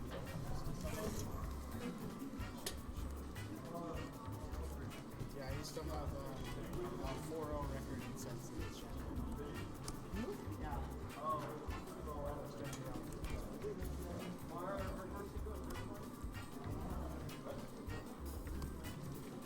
Vision's a Nest Did you player? just tag him? He. We have a pronoun section. I know, but it looked like you put the pronouns in the tag. I mean, listen, man. How do you not know where Ness is? He's in the first row. Because I don't ever play Ness. He's one of the original characters. Not my fault. Now let's get the team. Credit Slayer and me versus Yo, what round is this? Eki and Tona. Credit Slayer and me versus Eki and Tona. Doom, what round is this? Lose your semis.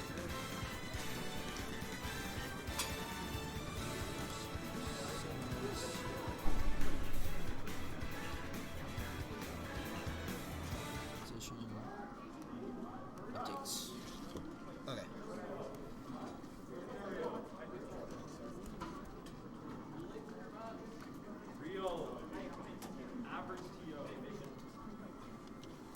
Okay, we're now waiting on Ethan and Vision for next round of loser semifinals. Bowser / Byleth versus Ness. That's an interesting matchup in my opinion.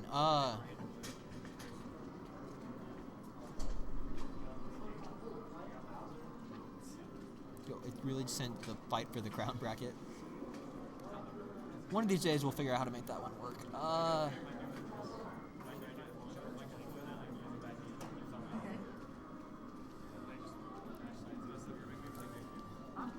In the meantime, Ethan was just here. He's gone. All right. I'll be with you in 1 second. We'll wait for the match to start. I'm just gonna.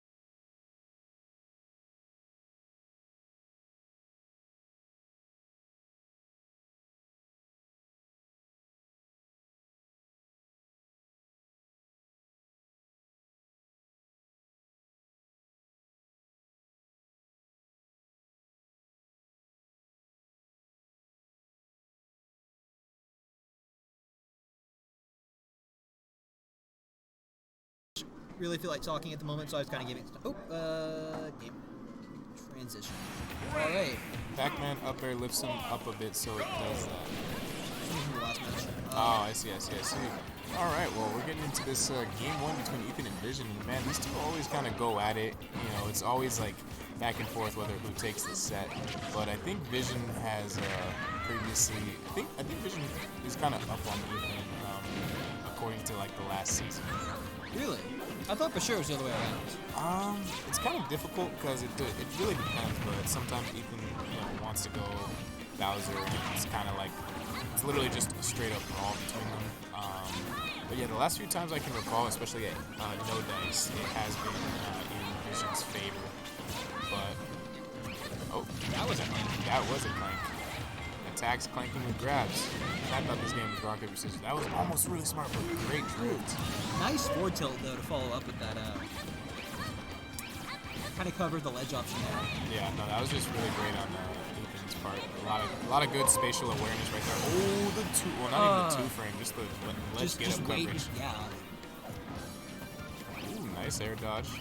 Back to ledge. You don't really hear people talk about it a lot. It's like PK Fire is the one you always hear about, but PK Flash is kind of just really impressive. It really is, and from what I learned, like not even that long ago, but I learned it a couple months ago, maybe half a year to a year ago. But Ness can actually true combo out of it if it's the sour, well, I should say the weaker charge. You can actually get a down air off of it if somebody doesn't know how to properly DI it. But yeah, it is also a good option to just cover, air dodges and the like that. It's basically a secondary follow-up, to kind of press people. Interesting. Ooh, actually, that was a good weight and grab right there by Ethan. Oh, absolutely. Nice little 35% off of that to lead up to 44. Okay. Dashing back and forth.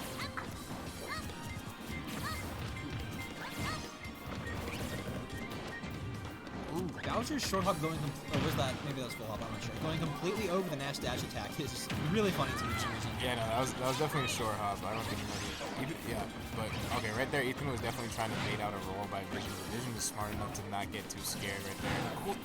Actually, that was a good bait out by Vision too. Going for the back air, but I don't think that's dead, but the next one will certainly kill. Absolutely. And 116 versus Bowser is not a good spot to be at all. Not at all. A lot of his moves just will kill you here. Yeah, see, that's one thing that I always say when I watch Ethan's sets is when Ethan gets you at ledge, he really wants to bait you into doing a roll into him, or he wants to get you, in a scared position so he can react to your defensive option, which is either, a roll, a spot dodge, or something. But Vision kind of knows how to dash into his territory, or you could say his bubble, to kind of freak him out. And so that's why Vision was actually living longer than you'd previously think in that stock. But Ethan managing to close it out with one of those infamous side Bs.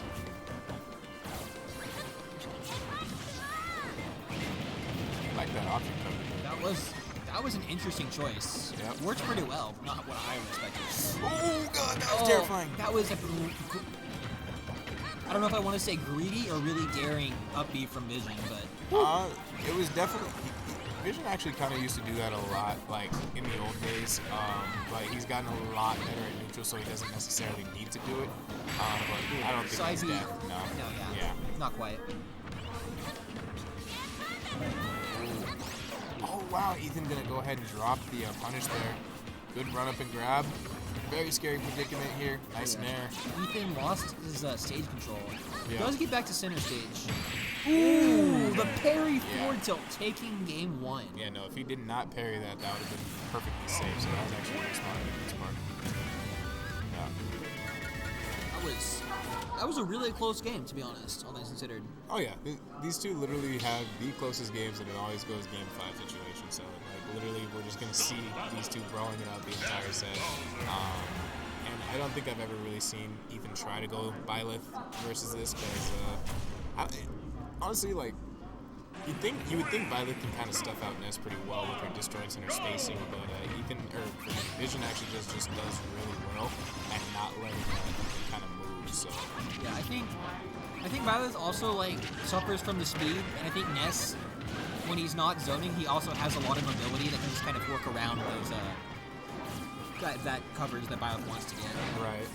No, for sure. So I think that's just like one of the main reasons why Ethan chooses not to go Violet in this matchup. And plus, you know, you kind of want to have the out of shield coverage to box Ness in neutral, right? So like half the time, you know, Violet maybe has an air out of shield or maybe an up B, but it does not match Ness's frame data with Ness having the insane like lack of M-lag on all of his aerials. So Bowser is the one character like we're seeing right now that can kind of contest Ness falling on his shield in the air. So that frame 6 up B. But nice drag down fair to get the back throw. Good defensive coverage right there. Great job going high. Vision was ready for that option, to be honest. Yeah, and the thing is, like, Bowser can do that because, like, literally nothing right now can kill from Ness besides maybe even that, like, because now it's stale, but maybe a third time we'll definitely see the deal. There it is. Yeah. Now Vision gonna kind of. Oh my God! Yeah. That back air, just raw back air. Yeah, that'll do it for sure. Okay, maybe potential big damage coming up. Okay, good job being aware of the N-lag on shield from. I think that's is PK Thunder? No, that wasn't PK Thunder. PK. It was PK Magnet. PK Magnet. Yeah, I think it was just Psy Magnet actually, or PSI Magnet. That's what it is. PSI Magnet. I think so. You've been doing a good job of stuffing out Vision's approach options right now. Okay. Ooh, good job calling out the aggressive approach right there with another down air. Ooh. Good weight. Not Absolutely. dead just yet.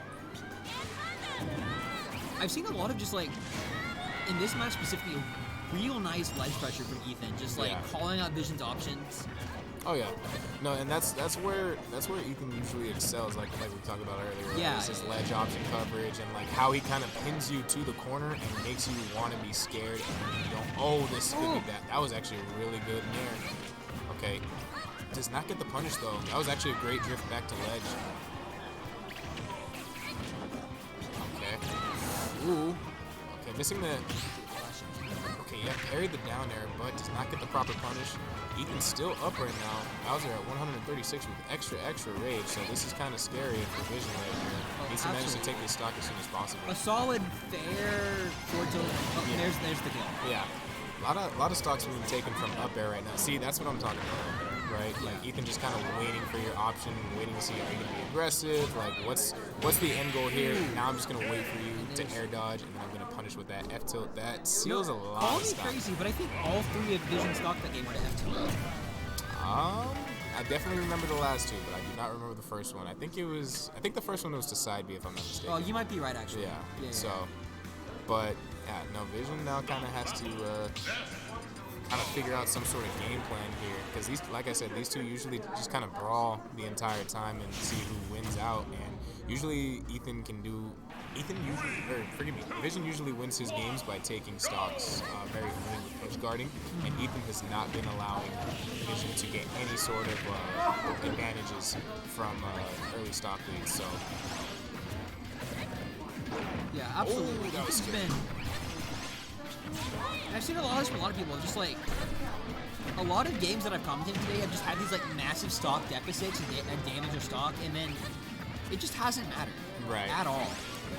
Yeah, no, I mean that's also the Bowser effect too. Like you can kind of get beat up a little bit by Bowser.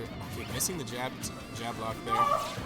But again, right, we're seeing Ness at 78%. But if Ness cannot take Bowser's stock kind of early, like you're just giving rage to Bowser, and then one raw back air like we saw or something like that can kill. Especially his up tilt as well. Ethan does a good job of kind of playing around, like right underneath the ledge or right underneath the platforms. Forgive me.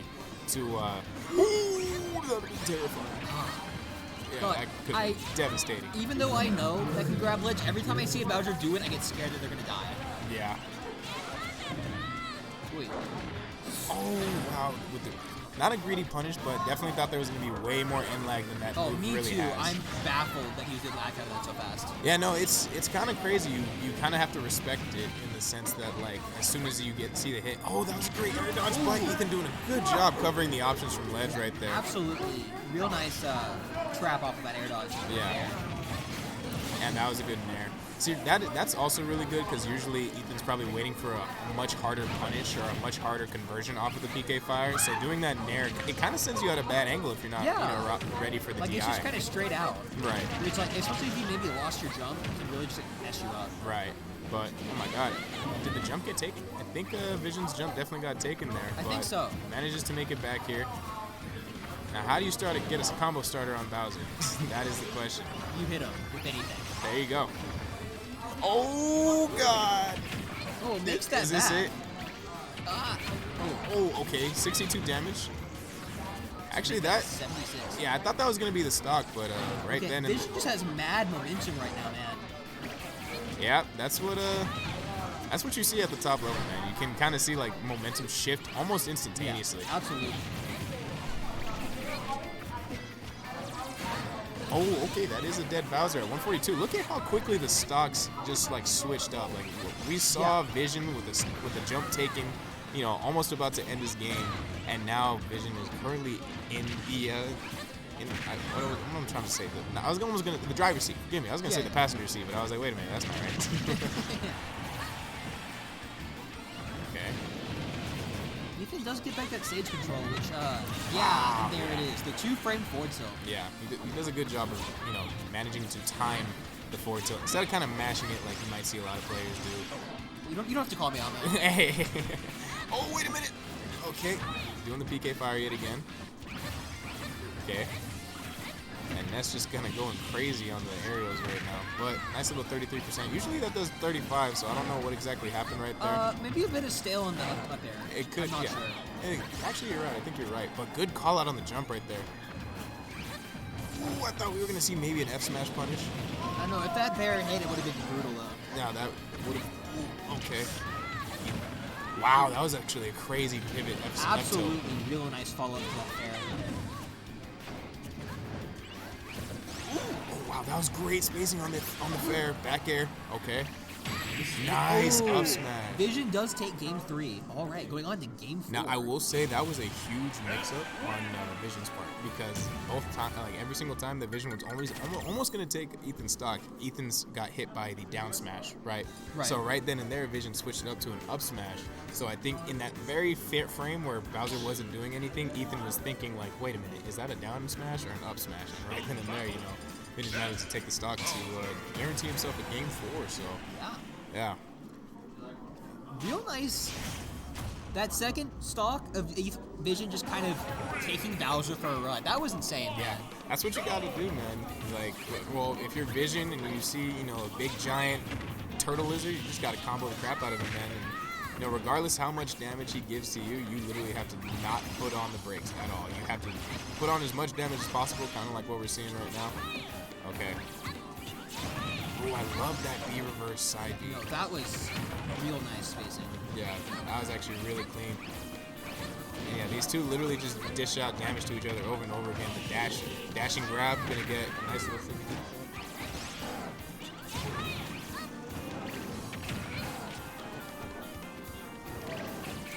Oh, does not quite make the recovery there. A little bit of a rough first stock for Ethan. I mean, yeah. A little bit. Again, we're talking about Vision here, right? These players both fight each other all the time. Like, look at the reaction time right there to be able to react to the up B, get out of it, and find the punish right out of it as well. Absolutely.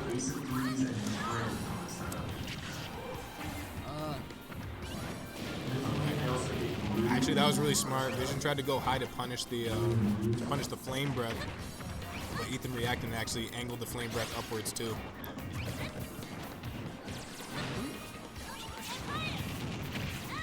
Man, that side B covering. Oh. Yeah, two early stocks for Ethan right now. And Vision has actually switched up the momentum kind of heavy. Vision has Vision just kind of has that mental game in his favor right now. And that was actually good. Yeah, that was nice. Small flame breath into the side B. Ethan not letting it get to him. Yeah. I think that's going to be enough. Yeah, nice little 35. I think I only know that percent because I've been hit by it so many damn times, so I've gotten annoyed by it, so I know it too well. But, alrighty, so Vision kind of getting a little greedy right now, really approaching Ethan on his shield. You don't want to really approach Bowser out of his shield too directly, of course. He just wants to settle this before he loses his next stock, but it's hard when you when you have a frame 6 out of shield. So right now, oh my God, good job jumping right there, avoiding the side B, which would have done extra damage and given Ethan extra momentum. So landing back air does take the stock. This is basically even, man. Yeah, so, I mean, for all intents and purposes, a Bowser at 40 is basically 0. Yeah, no, literally you start the game at 40 or 70, and then you just play the game a little bit more. So, okay, Vision doing a good job backpedaling, getting that nice little percent. They're going to take maybe 33, maybe 35. It wasn't that stale. Probably because the stock just started, but okay, magic number for Ethan right here. Good spot dodge. Knew the back air was coming. Okay, up B again. Good old up B out of shield. Bowser unreliable. Does it again. Yeah, Vision keeps wanting to fair, and Ethan's just not letting him. Okay, except in that little instance, but it's only 74%, but the back air. Oh, if he would have timed that perfectly. I was scared he was going to fall for that again. Like, I think he did game 1. Yeah, okay, up throw to kind of mix Ethan up. Not going to do the back throw because that could be the potential kill. Oh, okay, forward throw. This could be it here. Wow, misses it. Nair. Okay. Really good Nair. Fair. Tries to wait run. And the second fair, and that's the game. Yep. 3-1 for Ethan, moving on to winner's semis. Now I have to play losers finals, actually. My bad. No, you're good. But yeah, Ethan moving on to losers finals.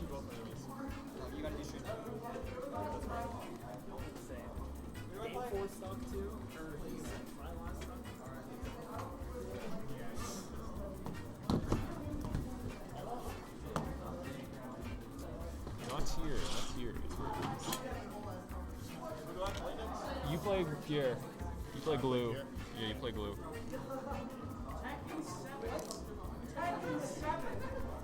Why is Tekken 7 on PS2? What is wrong?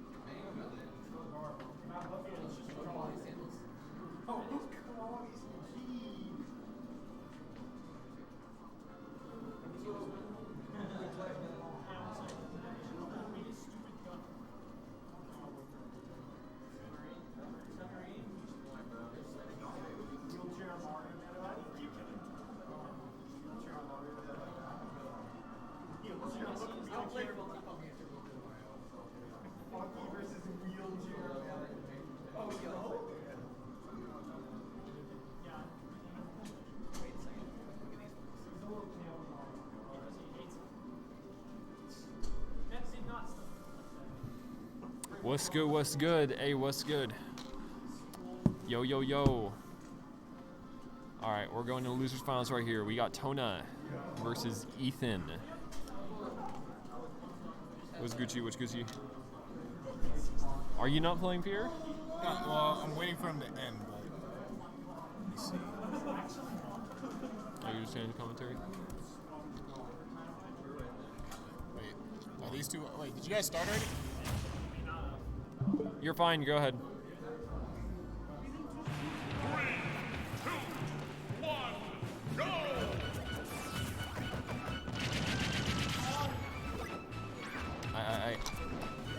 So we got here, we got Ethan and we got Tona. So just actually a fun fact real quick. So all of top 4 will be going to Desert Showdown tomorrow. It's gonna be an Arizona regional.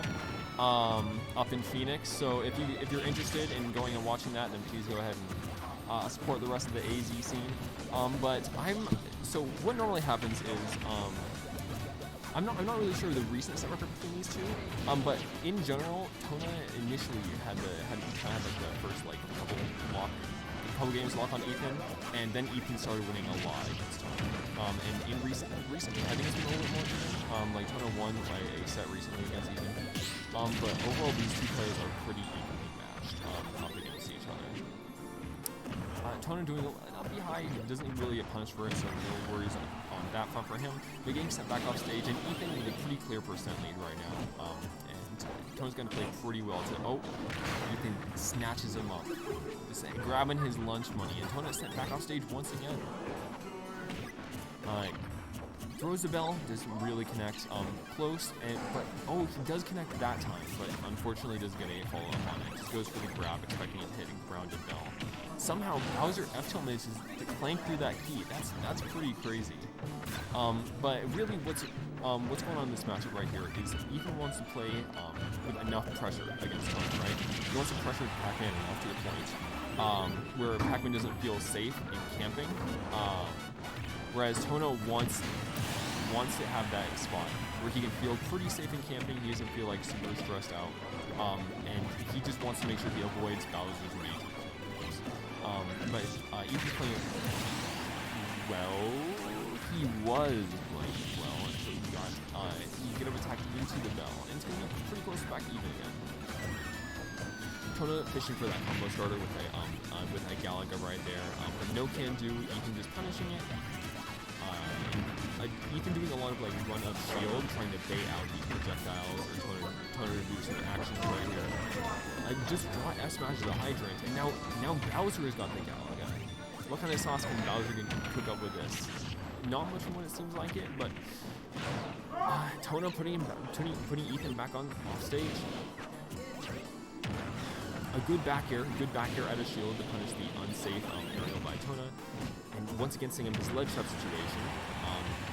Continuing to push him off stage, keeping that advantage stay in play. Tona does reverse a little bit and throws the bell. Oh, just barely misses. A near miss on that bell right there, and Ethan's got to be thanking his lucky stars right there. That was really smart. Tries to use the water as a push in order to get that side B, but just a little too far. It looked like Pac-Man high profile it, or Pac-Man low profile a little bit, but still manages to get that raw up tilt just to get that kill right there and push him to his last stock in this game one.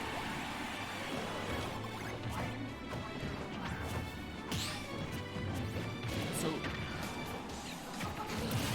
letting Ethan get away with one right there, but then immediately just kills him really quickly right back. So even stocks on last stock in game one.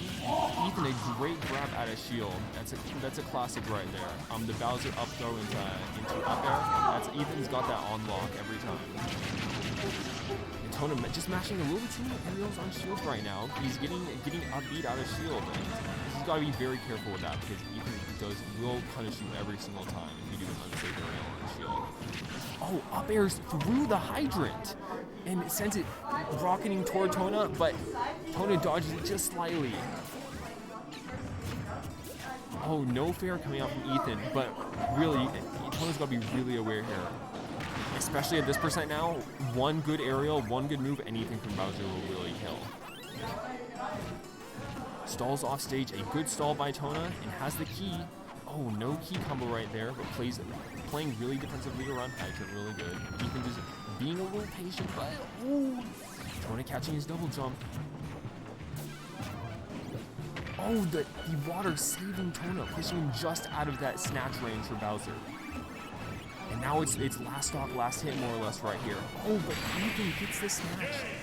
And possibly the worst DI I've ever seen in my entire life from Tona is Ethan wins that game one.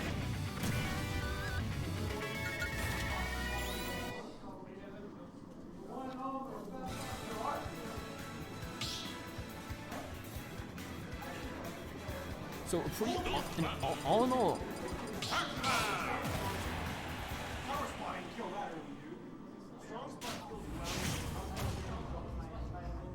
so a pretty close game one.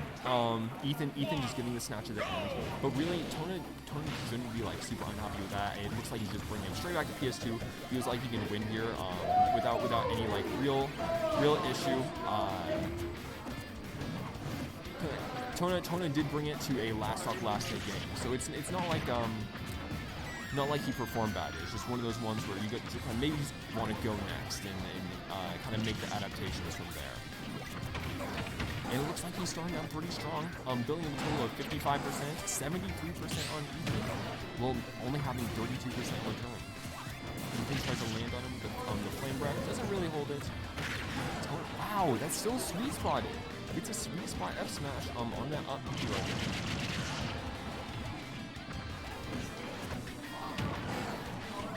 Drops the Hydra on his head. Bowser, you know Bowser gonna have some brain damage from all the interactions that he's been dealing with so far. It's surprised that he still managed to stay in this game. And Tona just doing these really good rising fairs. It's really, really hard for any character to punish it. What Ethan's probably looking out for is these rising fairs into like these landing nairs or whatnot, right? Because at that point in time, then Ethan cannot be it. But if Tona just does these rising fairs into another jump or like a Hydra or whatnot, Ethan's got to call out with something like that right there, like that up smash. And that's pretty risky for him to do. Oh, gets the F tilt instead of an F smash, drops the Hydra, and doesn't go off stage with a down air. He gets the trampoline set up, even though the Hydra's moving the wrong way, but even just pressing a button at disadvantage, and Tona will take that. Oh, and what are you doing? Ethan said, where are you going? Where are you going, good sir? And sent him straight off into the blast zone as he gets an S smash read on the roll. That's a day one classic, by the way. If you roll in when your opponent has invincibility, that a roll read S smash is a classic. And what looked like a really strong start for Tona kind of just went back to Ethan. Oh, but he does set the Galaga, and that builds up a huge. Oh my god! Is that like a 60% string with Bowser at 50% to start? Tona baiting out the roll, but doesn't really punish it. Gets a good back air right there. And again, Ethan at kill percent, well, Tona's just like a pretty viable percent. But one thing that Bowser can do is build up this damage really, really quickly. If he gets you into a disadvantageous position, he can definitely put on that damage really fast. But a good the hydrant going up, going sky high and coming back down straight from the teacher's apple. It looks like Ethan is in fact learning today, as Tona takes that stock with only a little bit of percent on him. Not too bad. Tries to read with a down smash right there, but no can do. And Ethan, we got a little bit of percent built on him. A good air dodge by Tona to avoid that back air right there. But now Tona is that kill percent, and instead of having this huge lead like it looked like he did during the stock too, it's actually a relatively close game right now. If Ethan can just get this kill off really quickly, then it's looking pretty good for him to come back in this, and he does get the kill. Only about 70% on Bowser, but really that's about like a 40% equivalent on a lighter character. So Tona's got to play this stock really well right now. Try not to overcommit to anything. Just do anything too extensive. Make sure he doesn't press too many buttons on shield, otherwise Bowser's going to start to kill. Bowser's shield really low. Tona taking advantage of it. Has the free will to press these aerials on shield. Catches that jump out of shield.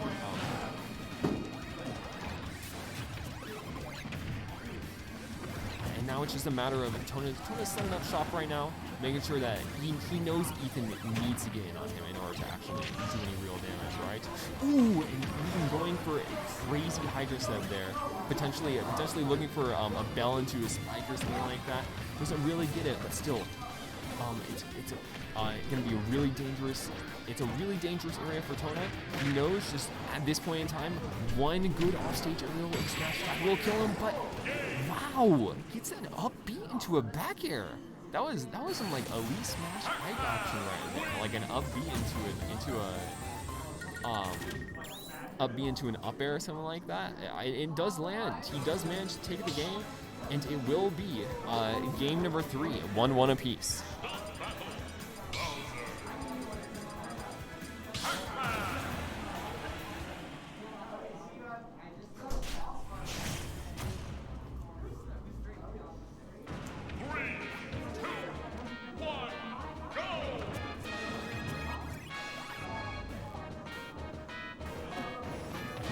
Starting off this game 3, we do have a stage change this time. It's not too different. It's the same stage but recolored more or less. Maybe a little bit different on the blast zones, but we go into small battlefield.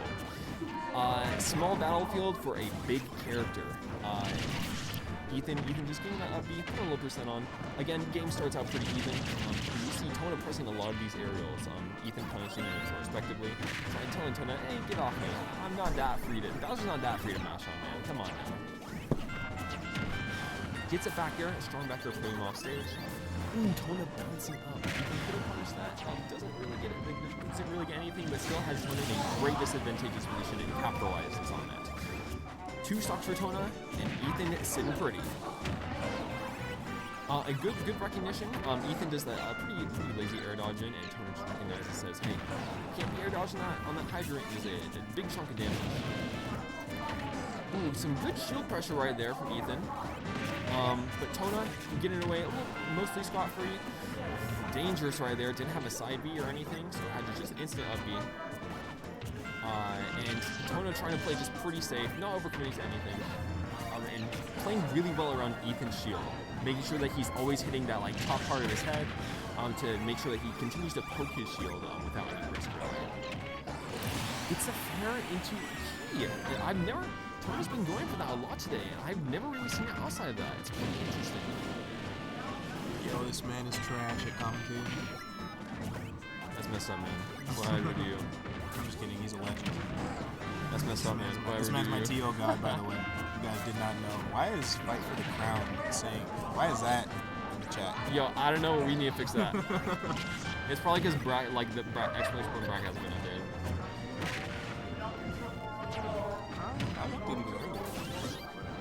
Anyways, pretty even game. Tony gets grabbed.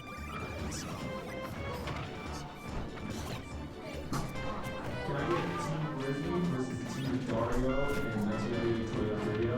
Team Grizzly and Team Dario in 1998 Toyota Trivia?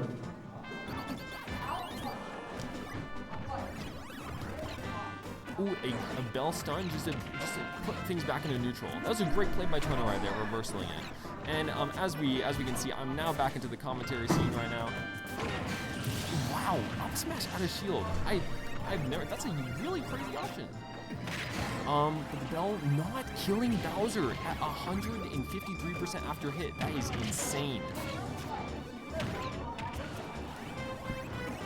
Bowser at 170. Eventually, you know, Pac-Man does have these kill moves. He can kill him eventually. Just has to get a couple good hits, send him off stage. But Tona not really pushing the stage advantage right now. That's good. That's good. How'd it go? It's pretty nice. Now last stock. Yeah, for sure. Last stock. Yeah, last stock, game 3. Tona fishing for that combo starter with the Galaga. Doesn't even really need it, just gets 2 fairs by itself.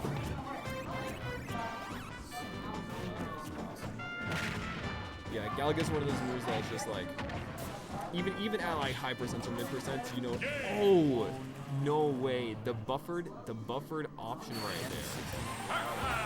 Yeah, and Tona, an unfortunate way to die for Ethan, but manages to take that game 3. Damn, you hate to see it, dude.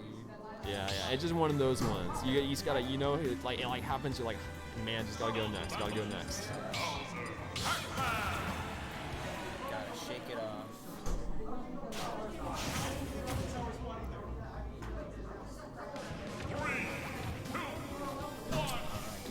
Into game 4 we go.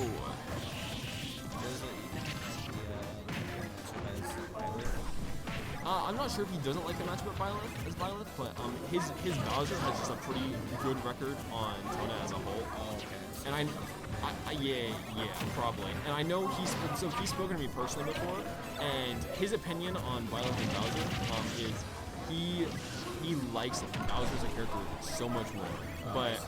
But there are some matchups where he feels like he just has to play Violet and he thinks his Violet overall can do better against a lot of like better players. Yeah, but in a matchup like this, where I think Bowser doesn't do great, I think Bowser does do not terrible. Then yeah, it's hard. Yeah, absolutely. Can I get Furry Citrus Destroyer on the setup?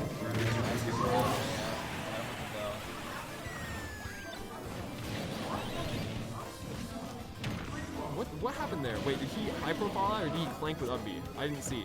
For how he died, or No, for like right there, like that one direct. yeah, I think you're talking about The F tilt. Yeah, up B and F tilt. That was crazy. Dies. I think ZI killed him. Let's be honest right here. But still, like we take that, especially after how last game ended. We've got it.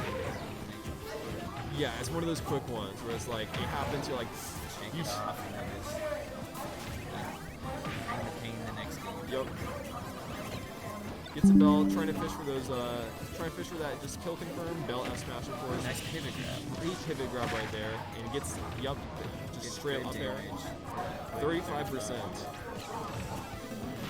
You know, it feels like ooh, doesn't kill, but in this matchup it always feels like you have Pac-Man who just does like he just chips away at you, but then Bowser hits you like 3 times and you're dead. Yeah.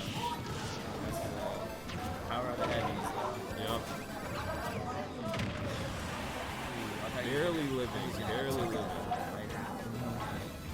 And he has Key on deck right here. Gonna drop the Hydra probably again. Ooh, The hardest to reach unless you want to do enough smash instead. and Tona kind of being placed vertically above Ethan a little bit. It's you can see Ethan's trying to fish out like what the habits are in order to get one of those reads, but nothing yet. Ooh, it's up there. And the fair. Yep. And straight to game 5 we go.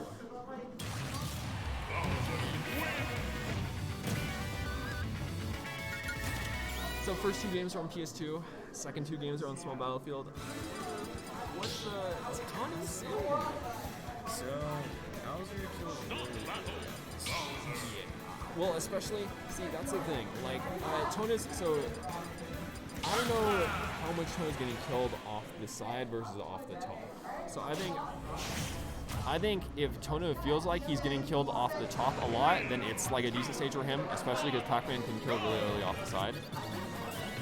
And immediately attempts to SD, apparently. I don't know what's going on there.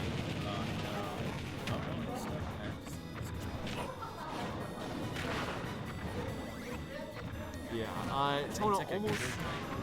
Yeah. Unfortunate misinput, leading straight into almost death. Oh, yeah, thank you. And Ethan just kind of like rolling over Tona right now, really. Tona's got to like figure out a way to slow it down, because yeah, just do update. Yeah, update. But it's one of those things, right, where you can't, if you let Bowser get momentum, he's just gonna carry that momentum. So you gotta, as soon as Bowser starts getting momentum, you gotta just stuff it out. Yeah. Whether you have to like camp him out and make him lose momentum that way, or wait for the right open. Don't win on Bowser since his disadvantage is pretty bad. And smart use of that F tilt right there, kind of fading back from Tona's dash attack so that he can actually get it out. A shield? Is that a shield poke? Was that a shield poke? That was crazy. Just at like 80%, just straight up died. Dash back and forth. Yup, fair from center stage, we'll take it. And in complete fairness, this looked like a really bad start for Tona, but it's straight back to even. It's like a Smash 4 game now.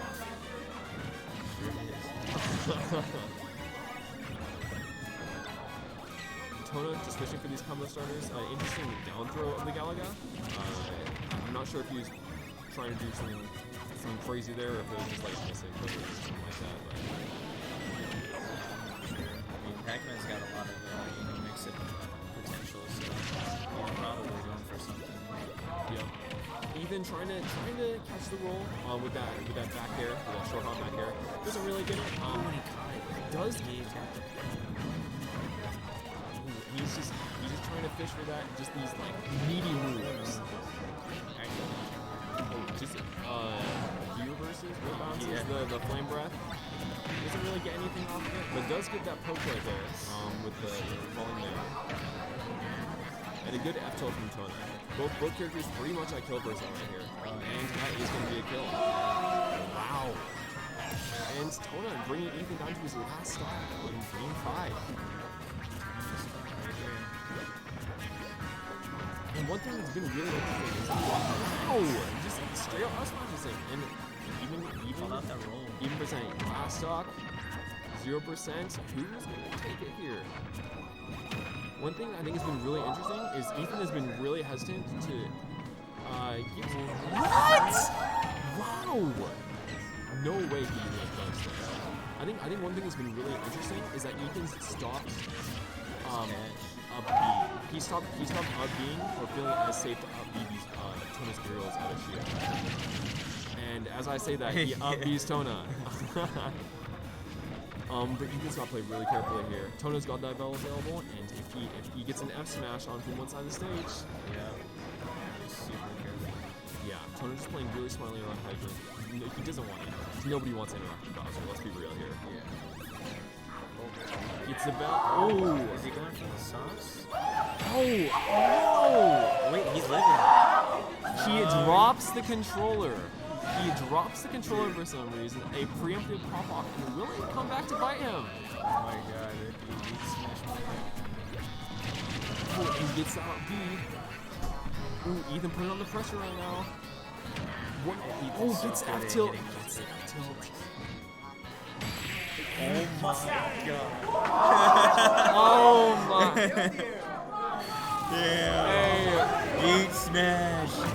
And Ethan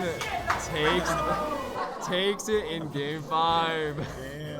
Well played. That was a good set though. That was a good ass set. This is why you never drop your controller until it's over, man. Yep, not until you hear game. Yeah, absolutely. Damn. Good shit. Alright, so he's gotta play Eki now? Yeah, Eki Ethan Grand Finals. That's a Tucson classic right there. Yeah.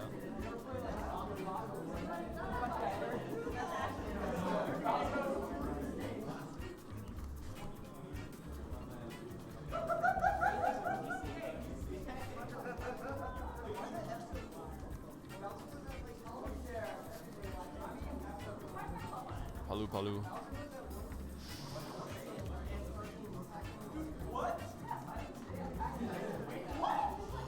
I hope I get some good rest tonight. I need it. I know, right? Have you looked at your bracket yet for the showdown? What's the update? What happened here? I see a Bowser at like 160. What happened? Bowser moment, man. Yeah, that's what happened. At ledge, he got 2 good F tilts and got the 2 frames. So 2 on me. 2-0 for you? Got it.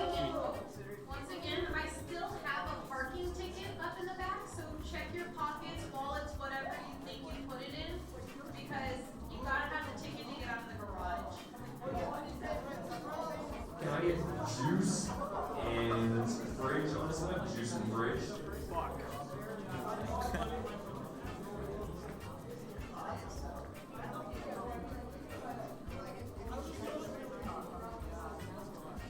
Oh yeah, so I gotta play. Yeah, what's going on? What's going on? Give me the down low. Which is a Joker. Oh, he plays Joker now? Taco Waffle? Yeah. Because I know. Every time I see him in the past, he's played Yoshi. I'm pretty sure. Either way, I mean, I'd be comfortable with that matchup too. Yeah. I'll win both of those, and then if I win that, then I play the legend. Play Kira Flax. Dude, people were saying that he's probably not gonna show up, which suck. No, yeah. I mean, I think that makes sense though. Not like it makes sense for not showing up, but like I know from what I've seen at least in his most recent brackets, if he hasn't had like the best time.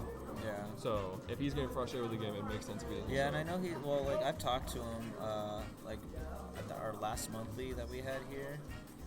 He had like just started a new job, so he works a lot. Oh, that makes sense. Yeah. I know. I asked him because Rise happening next month on the 18th. I know I asked him if he's interested in coming down. He said like thanks. He didn't say like if he's gonna come down or not. But if he's, it totally makes sense if he's like busy or whatever. Yeah. So we'll see. Either way, I do look forward to playing him if he does show up. I feel confident in that matchup. If I do win that, then I'd be playing B-Rice, which is another matchup I'm comfortable in, and I really want to play B-Rice in bracket because I've played with them a lot, like at Double Down and shit like that, in like the hotels, and I'm pretty sure we even money matched, if you remember correctly.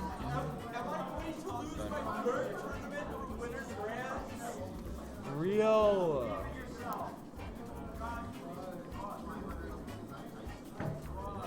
But yeah, either way, I'm excited for tomorrow. As long as I get good sleep, then I'm good. I think that's Tona's. I'm pretty Is that sure. Tona's? Oh, that's Ethan's. That's Ethan's, yeah. But yeah, I should be hype. I know, unfortunately, a lot of people, from what it sounds like, a lot of people are going to DQ.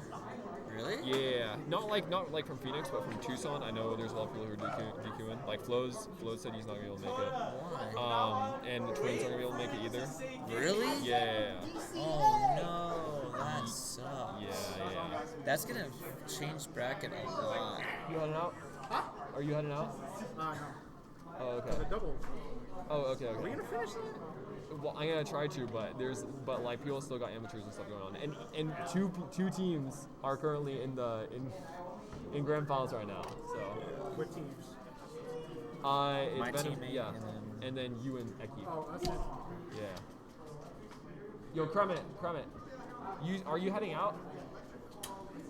Oh no, I was just asking. I was asking about doubles. Yeah, whatever. Yeah, you guys should be good. So we got. I'll let you know. I'm trying to get around. 3. Oh. All right, game 1. Here we go. Let's get it. So already match scene in winner side right here. I think this is a quick 3-0 actually from Eki. Yeah, quick 3-0. I think. Well, I know for sure that Ethan at least switched to Bio. I don't know if he started Bowser. Yeah, he started Bowser game 1 and then switched to Bio games 2. Eki's looking pretty good. Ethan did a lot of attacks. And he's like dash bash. So that's something that Ethan's gotta be looking at. You can't overcommit to anything when especially when Paolo lands with that. It's disgusting.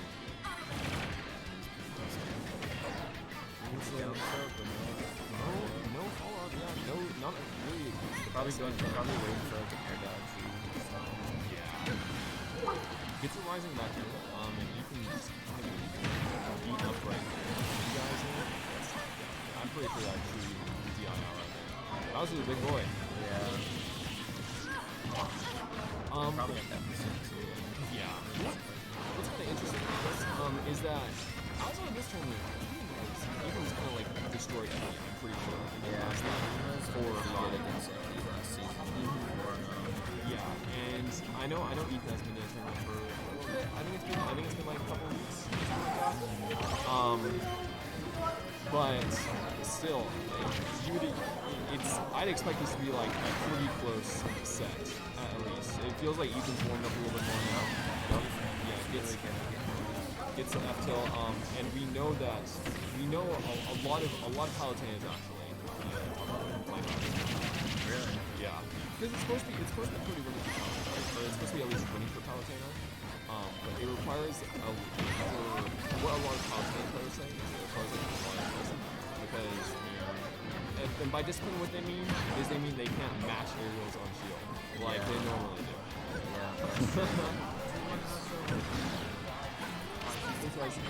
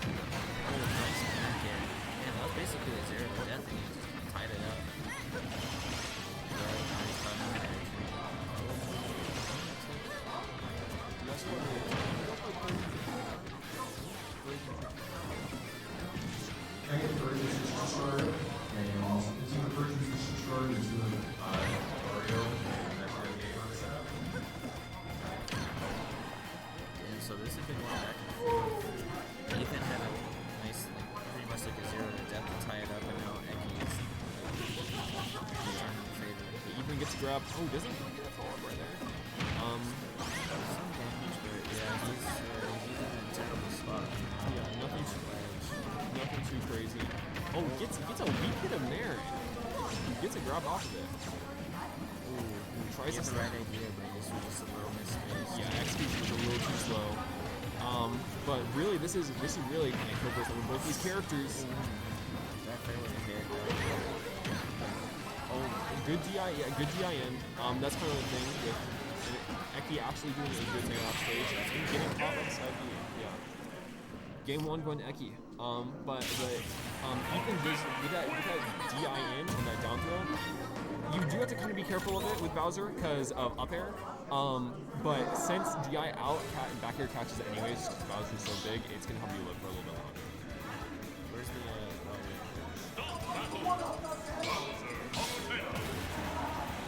the thing? Yeah, just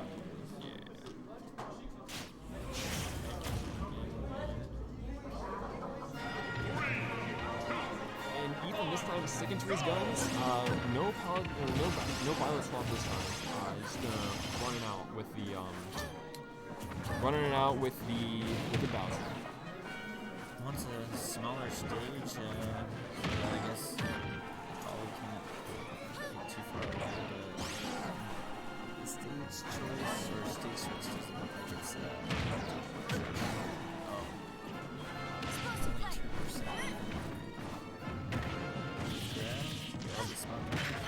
Off damage to him. Good 38%, nothing too crazy. But it's still good. Like you really think of it like it's only 37%, but 2 more 1 interactions, and you basically have taken the stuff. Now Polly is like basically a 10%. And right there, as you can see, even on DI out, it's just a kill. Even at like 160 for Bowser, it's crazy. Ethan tries to kind of cross up with that, but the narrow shield to cover all of that. And now we got the airplane going. It is taken off on the station, but that's like a Smash 4 combo right there actually. The sour smash into back air. And gets a up snatch. Back to even. But he keeps getting grabbed and he's getting ledge trapped. Good spot dodge into another up air and sure 45%. A good rising there. Ethan's been in Pokemon a little bit more, and that's one of the things that top Bowser's like to do a lot. They do like this rising damage. There's a lot of damage. And it's pretty unexpected, right? Yeah. Or it can combo into and it can catch it. Their dodges sometimes. Can combo into back air if it's done correctly. Reads the hustle on stage correctly. On stage, and once again, Ethan just off stage. Oh, yeah, that was really good. He gets the F smash. Eki choosing these openings really well. He's getting once again a big Nair combo. Ethan with an air dodge in, that's 57%. Through the air dodge, just a little bit off on the punish, but nothing too crazy. Ooh, almost good shield. If he would have landed on the stage, I would have shielded. It's another spot dodge. That's some tough DI right there. Yeah, that was probably That's some DI. Yeah. Oh, for the payment grab. Yeah, accidentally. And that's one of those ones where you just into it a little too quickly. Definitely just an unfortunate misinfo right there. But I keep going up to one more, and that'll be it for this tournament.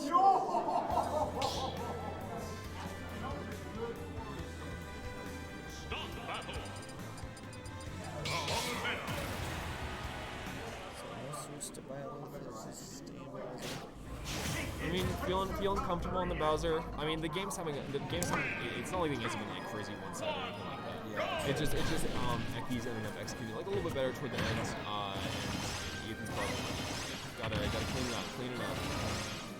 And as I say that, he's getting cleaned up with this 66% hit on him just from one combo. Gets a grab, classic 35, 39%. Fair, and that back air, that's interesting. Does down throw do the most damage? Yeah, down throw does like 17-ish%, something like that. But that's what, obviously other throws, you see like Bowser up throw and whatnot if he wants to set up off stage, sometimes he's playing too much. Yeah, he took the lead. Yeah, he can do well this game and gets a snatch. A little bit of right now, but you know what, I probably just like timed it a little bit late. Let's listen to the switch up. Ethan air dodging in. Eki trying to get that down tilt 2-frame, but no can do. Oh, and big percent being put out right now. 37 from just an actual on Flame Breath.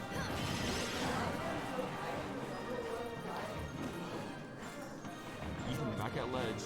Good roll in to get out of ledge situation. Good grab. Oof. He keeps pushing for that. Gets his good spot dodges. He's getting a little bit of these grabs right now. Down 3 stocks to 1. Once again, another greedy grab. Does get that. Does get it this time. Just the grab and the grab. See if he can actually capitalize on it. Capitalize and, you know, get a point on the board. Yeah, gotta score if you're gonna win. So. Good patience. Just waiting for an air dodge in. Eki playing this ledge game like really well right now. Trying to get back on. But still, hasn't put percent on Eki in like a decent like 30 seconds or so. And as I say that, Eki's basically at kill percent. What? Yeah. No way. That was awesome. Wow. And yeah, there we go. Game 3 in the books. Ethan puts one up and he's still got a chance. So it's a good start. Yep. Big hill to climb, but you gotta start somewhere else. Yeah, absolutely. But it looks like he made the adjustments that he needed to do. And now going to Town and City for game 4. So I personally don't know how. I feel like a lot of college teammates say they don't like Town and City, but I also think with how Eki can put a lot, it makes sense to go to Town and City. Yeah, I mean, I always feel like this is always, you know, it's a double-edged sword for sure, but you know, Eki has been ledge trapping very well. Down tilt and back airs, down throws into back airs. Even just throwing out these spot another reason why Ethan likes the stage to kill F tilts. Oh yeah, absolutely. That's one of the things that Eki. So Ethan's been spot dodging a lot. He's been catching like these just Eki pressing these laggy like grabs or whatnot. And whereas you expected like Eki eventually to change like a multi-hit or just like a safe hit kind of, or maybe even like charge it special attack. Yeah, just hasn't really made that adaptation just yet.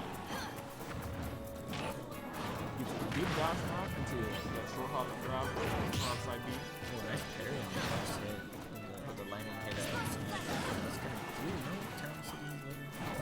Oh, I respect that. That was. Oh, wow. Straight up kills. That rage back air though. So Ethan's doing really well right now. Is that take jump? Yeah. Takes a jump, but nice spacing on that. Got the push too. Yeah, and now you're just seeing like the Bowser momentum. It's carrying. But one thing that Ethan is doing a lot of, which Eki isn't punishing as well right now, but sometimes he's getting with those like explosive flames, is he's air dodging when he pushes him off stage. He goes really high. Damn, JB. Oof. Going to game 5. One thing.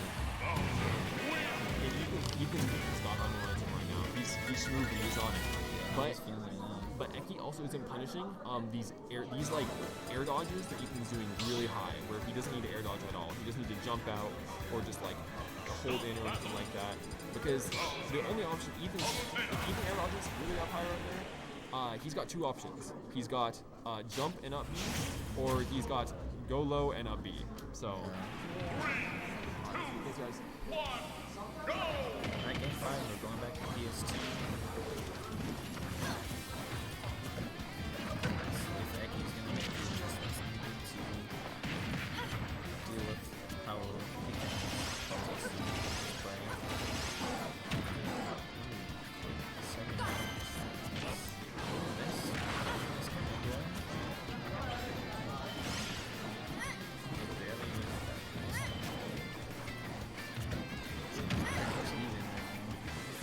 Big boy, so obviously he's gonna hold longer. He hits hard. So yeah. Ooh, gas pack on Shio. What? Damn. it's an F tilt and down on game 5. A good on game high up. You know,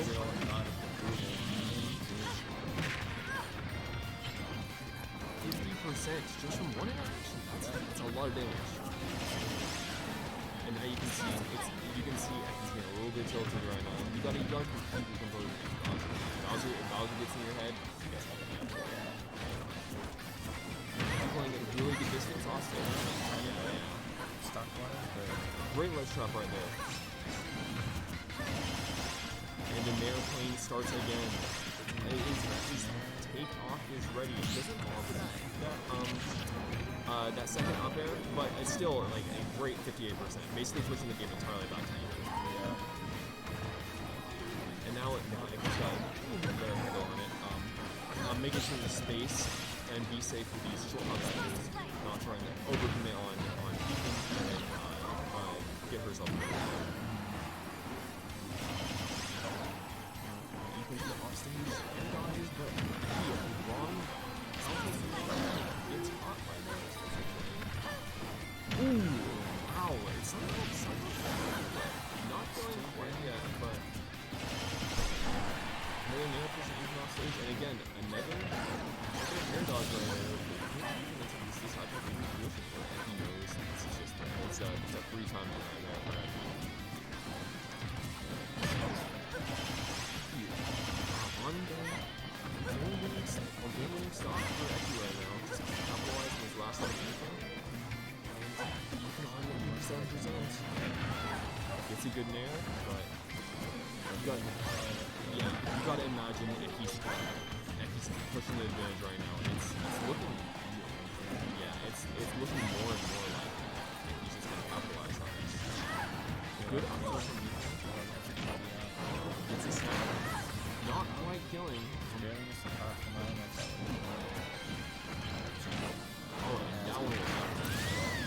So now last stock for both of them, but Ethan obviously high percent. And gets a good round. And will get the up there, 35.4%. Eki's just in the reversing stage, wants to get back to neutral. No more offstage interactions there. Ooh, no back air to get the wrong. Ow! The foot sticking out, and there it goes. Eki will secure it in a eventual reverse 3-0 and secures that Game 5 win. Congratulations to Ekidona for winning Friday Fight Night 52.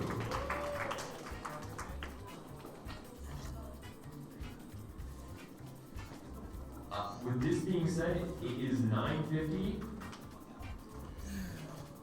So if you're not playing on a setup for some like amateurs right now, then please start packing up the setups. Yeah, I'm gonna start packing up. I need to get some sleep before tomorrow. Good luck with that, man. Good luck. Sure you'll do great. Dude, that sucks that the twins aren't going. Damn, dude, that's gonna change up brackets so much. Bro, I've heard, the only problem I've heard bracket, actually, not like seeing or anything, I have heard that the venue's pretty small, and the amount of setups is only 15. Yeah. So. Yeah, I've been there It's before. gonna be a bit of a struggle, but I'm sure everything will run smoothly. I know Cog's a good TO, so. Yeah, for sure. Well, yeah.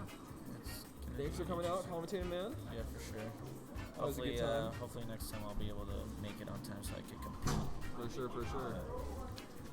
Yeah, we'll see. I'm gonna try to work a little less in the month of March so that I can, be able to attend more ADs and more of these, and try to meet that quota for the. Oh, speaking of that, did AD 50? Like I know it counted as a monthly, but does that also count towards? Does that also count towards a weekly too, or is it just strictly monthly? For what? For AD 50. AD 50. It'll probably count as it counts as an event. So how PR is set up is you have to have a total of 5 Tucson events, plus 1 monthly. So if does that count for both? Yeah. So it's 5 Tucson events, and you have to have a monthly. Like at least 5 events in Tucson and a monthly. So that counts as well. Yeah, so that counts. Yeah. So if I don't know if I haven't published this yet. I think I'm only at like 4. But this is since the season started. I'm pretty sure. This is everyone who's gone to 5 tournaments, not including this one. I'll check. You have gone to. Yeah. The 3 tournaments just now. Yeah. Cool. Well. All right. Well. Can I get juice and bridge instead of for amateurs? Juice and bridge. Well, it's good to see you, man. I'll see you guys next week. Hopefully. Good luck tomorrow. Good luck tomorrow, man.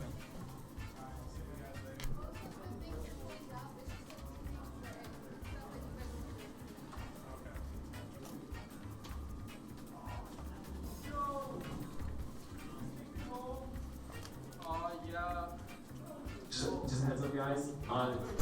Due to time constraints, we probably won't have enough time to finish doubles.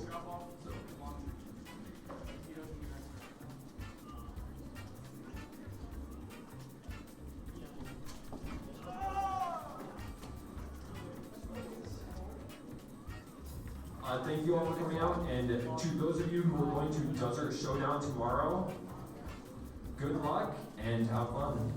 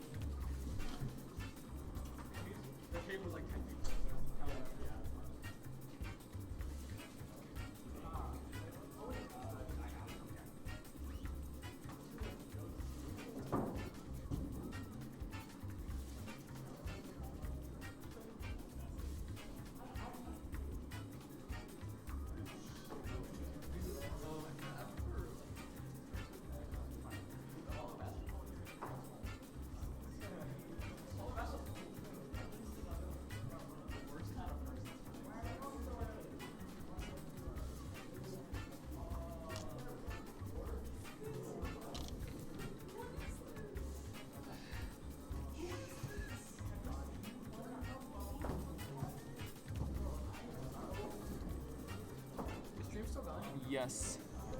How do I finish it? Oh, I see. Stop streaming.